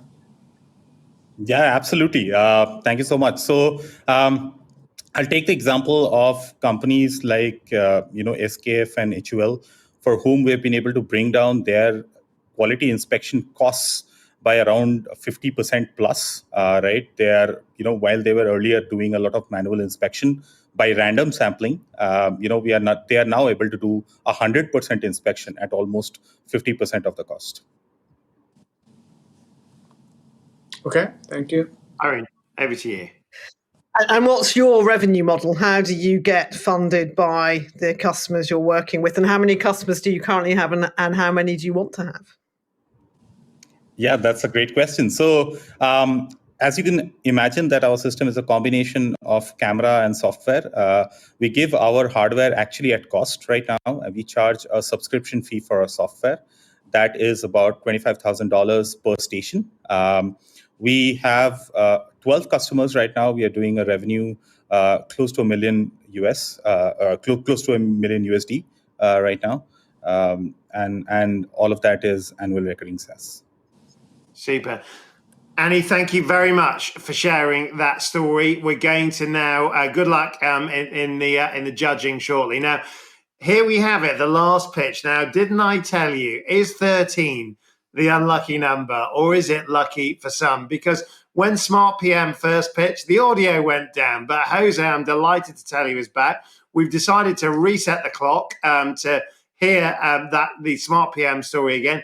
Jose, if you're with us, the floor is yours. The 13th pitch. Let's make it lucky. Thank you, Michael. Thanks again. As you can see, I've changed the room to try to solve some problems in connectivity. Again, sorry for the inconveniences, but as Michael was saying, let's try to turn it into an opportunity to sell our project. As I was saying, I moved directly to some slides. Key concepts: Smart PM, Mig Platform, Central Command Center, huge addressable market, and vision alignment with Hexagon. Okay, so let's turn into the next slide. This PricewaterhouseCoopers Fraunhofer presentation of what they find the main gap industry is suffering, what they call the Central Command Center.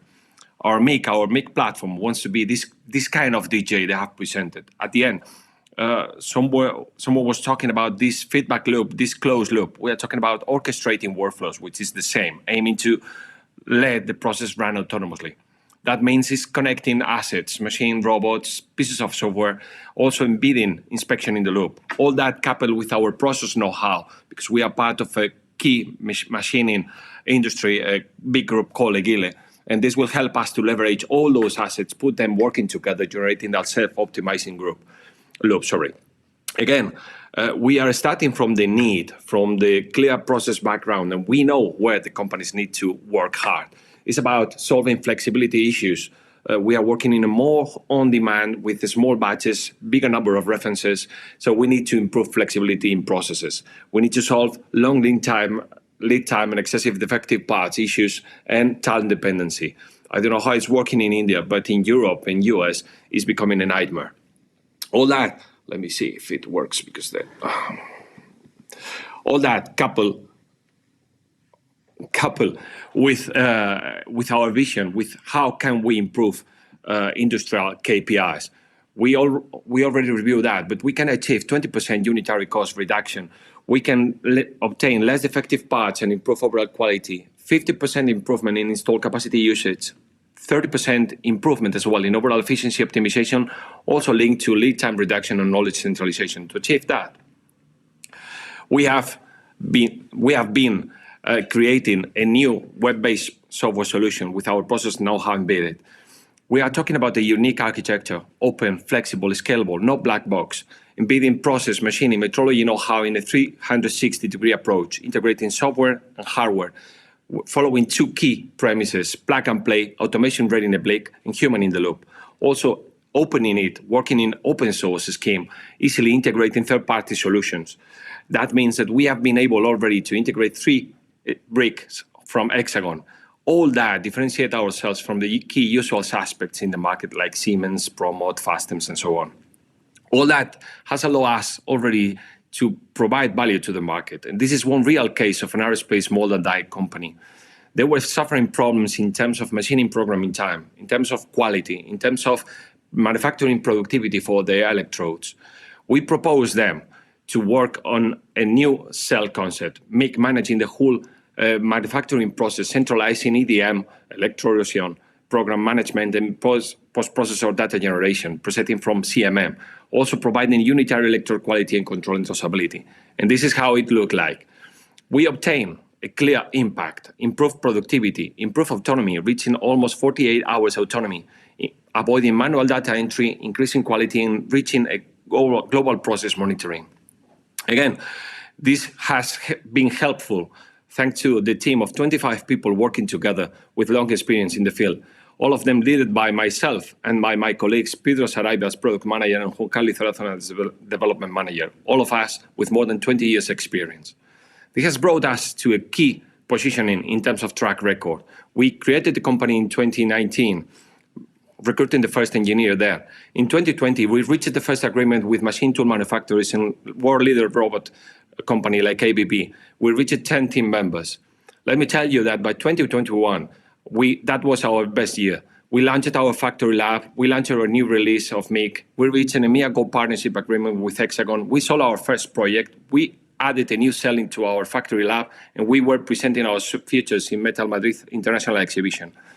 This year, 22, has started quite powerful with a new Mig release, embedding IMC Hexagon solution in it. We have launched a very nice collaboration with Thailand and General Electric, and also will be presenting our solution in international trade show in Bilbao in June. From Hexagon, clear, we want to increase our commercial efforts, customer database, commercial engagement, and of course, getting more funding for increasing our position in terms of engineering and product development. Wow, Jose, you got plenty in there. Now, Matt and Hanadi are going to have a little chat with you. I'm going to hand over to our two brilliant judges. Thank you. Good pitch. What do you think in terms of lead time for a customer to get this up and running? Like what is the time frame for a typical customer for you? Is it days? Is it weeks? Is it years?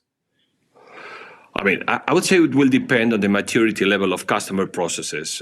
We can do it in a couple of weeks. We can do it in a month. To give you an example, we have just behind me our factory lab with 2 big cells. We created the big one where we test all our software developments. We had the need to launch a new kind of educational cell with new equipments, new machines, new workflows, new pieces, new programs. We did it in 3 weeks and a half, all in a row.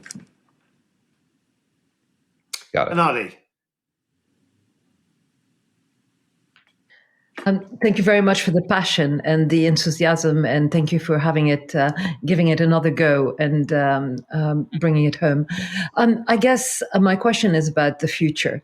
What does success look like in 5 years' time, and what does success look like in 10 years' time? What kind of business are you trying? What kind of company are you trying to build? That's a good question because This is a challenge and this is a risk. We could get access to many different business models. We could be a kind of classic engineering company. We don't want to be that. A classic integrator company. We don't want to be that. We want to be, in a 10 years time, more a software-related company, a kind of developers of a solution that could be implemented by us or by others, linked to Hexagon team in terms of not just the metrology area, but also all the pieces of software they are acquiring, they are integrating within the whole company. So what I see ourselves is a more like a software house, keeping on developing and launching new releases of our software, accompanying enterprises to develop that factory of the future vision that we have shared with Hexagon as well. Jose, thank you very much indeed for that. A super pitch to finish us off as our 13th company. Good luck with that. Thanks to Matt and Hanadi and indeed all the other judges who have been so brilliant this afternoon. Now, what I can tell you is that polling is going to be closing in 5 minutes. So do click on the polling tab on the right-hand side of your screen now to get your votes in. Now is the time where you've had all of our 13th pitches together. Now, what I can tell you is that earlier I spoke with a super entrepreneur, David Richards, the founder and CEO of the live data giant WANdisco. It's a company that has been incredibly successfully globally. It's based in Silicon Valley and also in the UK. It's just been a really impressive story. It's had a very successful launch on the London Stock Exchange. David is a passionate advocate of entrepreneurship. Let's hear what he had to say when we spoke together.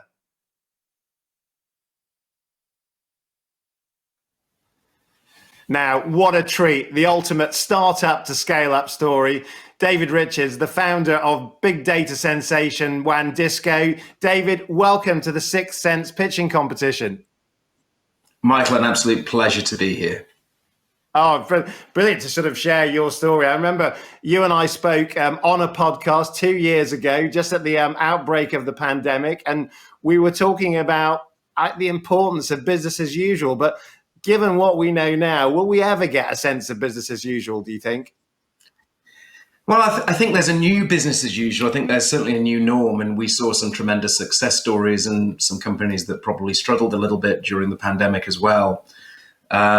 For us, for example, WANdisco, we found that people work very effectively when they're not going to an office, their office 1 times a week. So much so, we actually just moved to a 4-day working week because our productivity went up enormously. And that's because of things like Zoom meetings, where people, instead of meeting for an hour and a half, meet for 45 minutes, then multitask while they're in those meetings. So I think what we're really doing is using all of the tools and technology that have always been there, but we're actually using them to the fullest possible effect. And it's become an amazing work-life balance for most employees now. I mean, it seems to have accelerated sort of changes that I guess were on the way, but now we're looking at a very different future because of emerging technologies and, much more than just our ability to speak on a Zoom call, but actually to become much more productive and efficient in lots of different ways, don't you think? Oh, yeah, most definitely. I mean, many of us would probably say that we were saved by the cloud because the cloud technology, cloud computing, massive scale, elastic, available in just a few seconds. I can throw up 1,000 server cluster and collapse it an hour later is just fantastic technologies. The fact that those are available, ubiquitously available to every single business, meant that we prosecuted this amazing opportunity that was always there in front of us, but it was probably accelerated. We're probably living in dog years, as some people like to say. Yeah, 1 year worth 7 old ones, I guess, and for dog years. But I guess, so the point being, though, in terms of smart businesses, I mean, in terms of some of the big solutions that we're now looking at, some of these big global challenges, I mean, every business has got to be a smart business, hasn't it, to survive in this future? Well, technology has always been a key differentiator for almost every single business in every single sphere. And we talked about big data being the fundamental source of advantage across every single business in every single country of the world. And we're now seeing that play out, really. And it's the fundamentals of competition are really around the quality of your artificial intelligence algorithms. One of our customers, for example, makes tractors. You can probably guess who they are. And they were finding that their bearings were failing. Now, that was a huge multi-million-dollar problem for them. And the fix was actually a 30-cent shield, because it was in sandy areas of the United States, actually, where sand was getting into the bearings and causing them to fail. So they could only discover that because of the power of their artificial intelligence machine learning algorithms, powered by colossal amounts of data. Mm-hmm. I mean, I always think about your business as almost being like the ABC of data. I mean, you mentioned artificial intelligence to blockchain to the cloud. I mean, you're involved in so many innovative parts of, I guess, the technology stack. In terms of looking at this future, obviously, a lot of this is about powering innovation and efficiency, but a lot of people are interested in about technology actually powering a more sustainable planet and powering more sustainable industries. What's your take on its ability to do precisely that? Well, I think we're entering a world of tremendous discovery. So we're not using gut feel or guesswork or historical facts. We're now looking at data to make good decisions. So whether it's the green economy, whether it's healthcare, and there are some fascinating things happening in healthcare as we go along, particularly the advent of quantum computing. You're going to see innovations in the healthcare sector at a speed that we've never seen in the history of mankind before. We're going to see average age increase. We're going to see the human being be more like an iPhone. When I want to update a part of my body, I can kind of update it. I can see what's going on. I can get, there's no reason why this stuff can't exist today, because all the pieces and parts are there.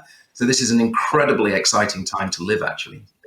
I love that idea of an age of discovery and just what we might see in terms of, the years ahead. I mean, in terms of what we might remember about the pandemic in terms of what it made possible, what do you think we'll take out of it when we look back in years to come?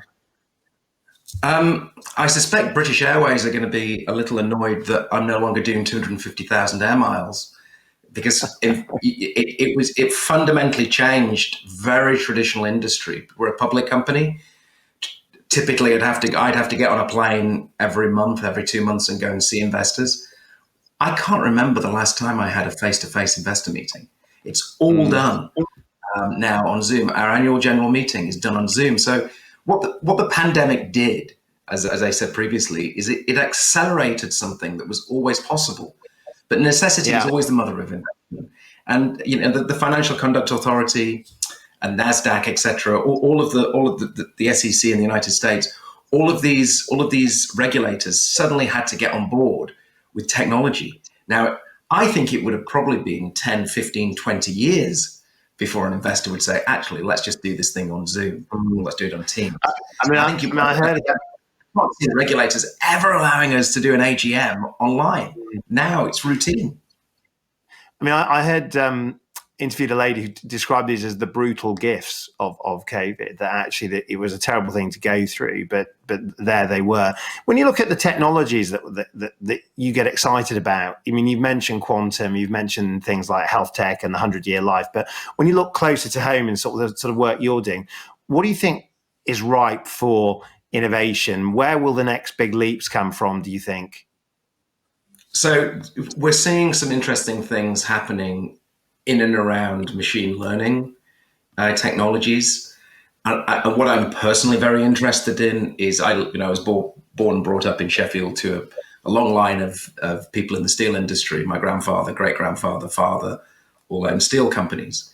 And I got terrified when I saw what happened in the 1970s. CNC machinery, basic computer machinery came in, and Sheffield missed it, and it caused the economy to really fall off a cliff.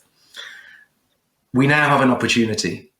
We've got a second chance here, and I think it's really interesting. So I'm trying to give machine learning and artificial intelligence technology to manufacturers, because I can teach them how to become ML experts, if you will, in about 4 months. And they have skills and techniques in manufacturing that can be easily translated into machine learning and artificial intelligence eventually, when they have the opportunity. So you're going to see a lot of very traditional industries adopt this technology and make huge leaps forward, colossal leaps forward. And people get scared that they say robots take over our jobs. Actually, I disagree. I think robots are going to take over the bottom tier that nobody really wants to do.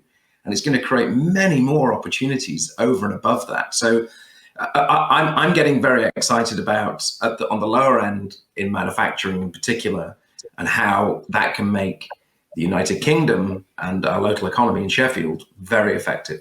Then on the upper end, you mentioned quantum.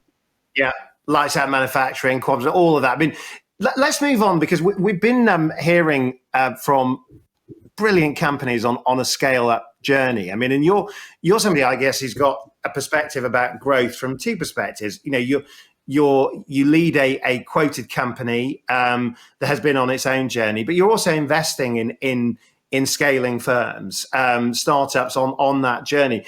What's interesting, do you think, in terms of, I guess, the entrepreneurial zeitgeist now, in terms of what you see when you look at tech entrepreneurs and tech firms that are growing fast?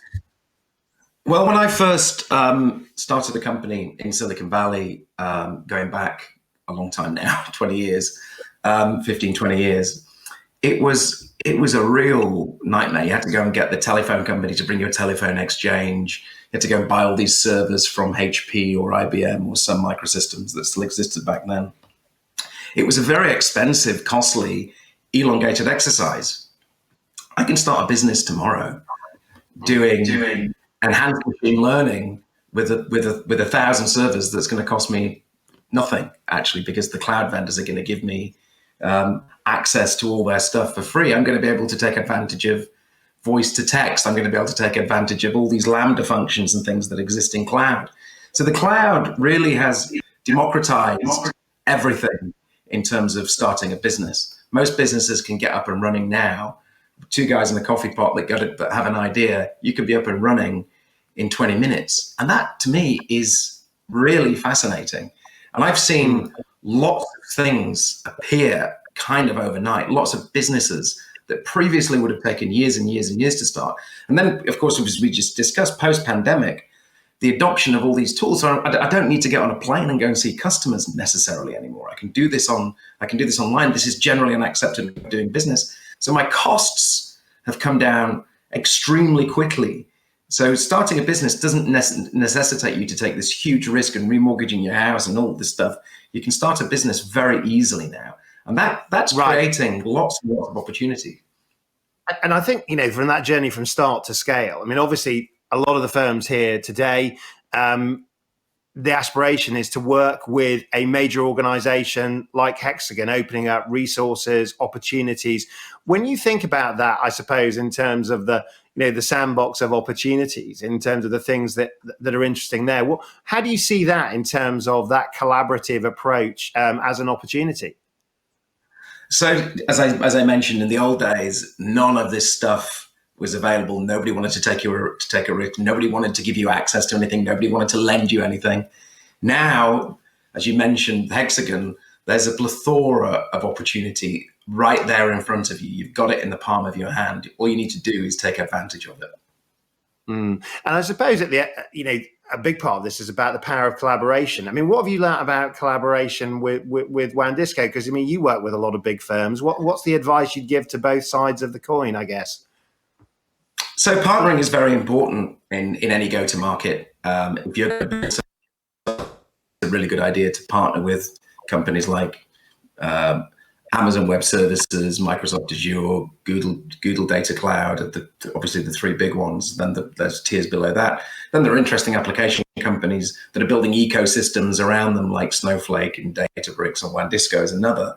So go-to-market really demands that you don't need to do this alone. You don't need to go and carve out, you don't need to go and find 20,000 cloud customers, because they're already there. They're already in the hands of Amazon and Microsoft. So partnering with companies like that is very important, I think. And in terms of how you get that right with the relationship and I guess the way you approach it, what's a tip to sort of how to get it right first time? Yeah, I mean, we certainly have made mistakes at WANdisco. What I would say is it is definitely a quid pro quo. So don't expect to turn up, with your hand out and then just say, hey, come and give us 10 customers. It doesn't work like that. You've got to provide something to get something back. So we've got to take, for example, we announced recently that we're moving an exabyte of data, which I never thought I'd ever hear myself say, from on-premises, which is actually IoT sensor, vehicle sensors, moving that to the cloud. That's like an entire data center moving every year. So of course, Google like us because we're taking an exabyte of data to their cloud. Now they're going to give us something back for that, obviously. So I think it's very important that you get the quid pro quo right with any partnership. So we've got just about a minute. So I'm thinking if I was to wave a magic wand and to take you back to day one of WANdisco and allow you to sort of put a few things right, or maybe think about what you might have done more of in terms of actually what you might have taken forward, what's the advice you'd give to yourself then, knowing what you know now?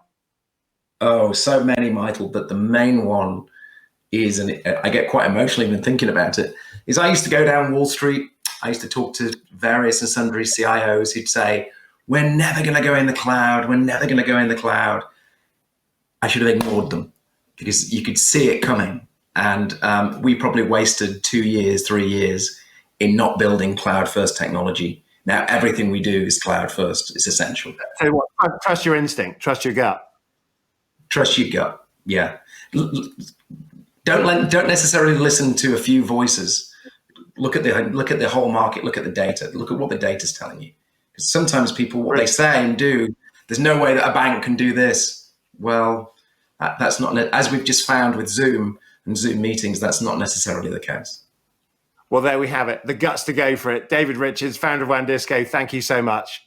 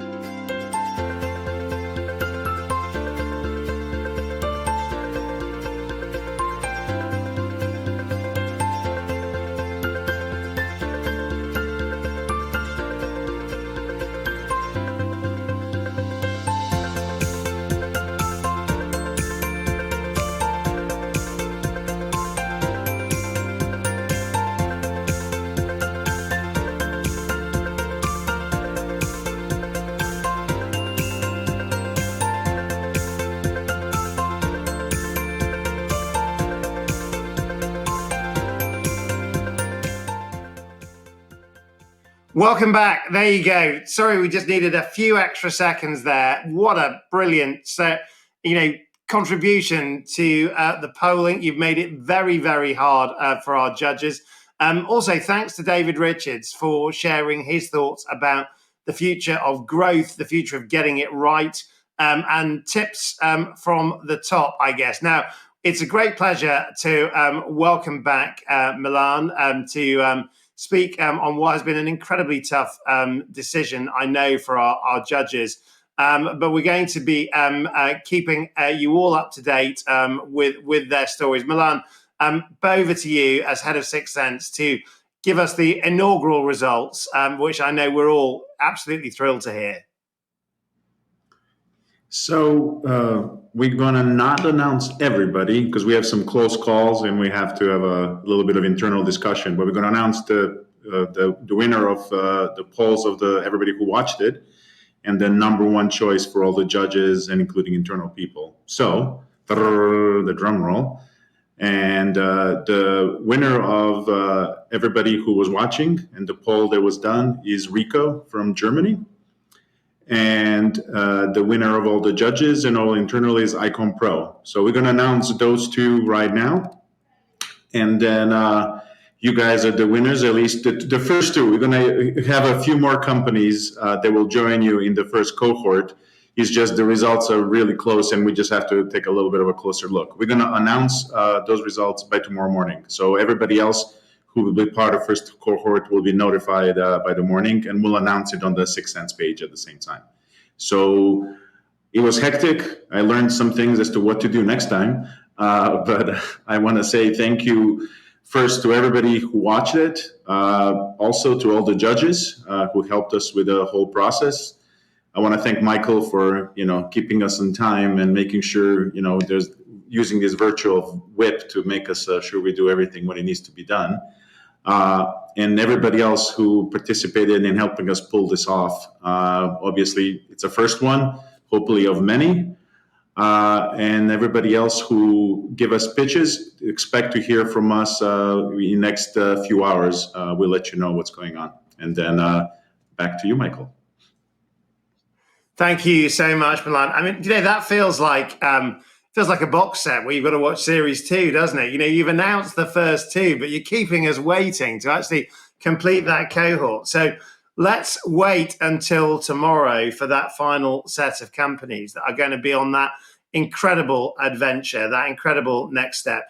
Thank you to our first 2 winners, though, and good luck to those that are still waiting to hear the results of what has been, I know, an incredibly tough sort of decision for judges because of the sheer quality of the businesses that have presented in this event. We're going to be keeping everyone updated, not only on who that final cohort is, but also how they get on across the Sixth Sense journey. And that'll be shared through the website and social media, LinkedIn, Hexagon MI -6 Sense, -6 and Twitter at MI_6_sense, as you can see on screen. Now, there you have it. What a journey, what an adventure. Whatever time of the day that you're finishing up this meeting, have a good morning, have a good afternoon, have a good evening, and thank you for joining us.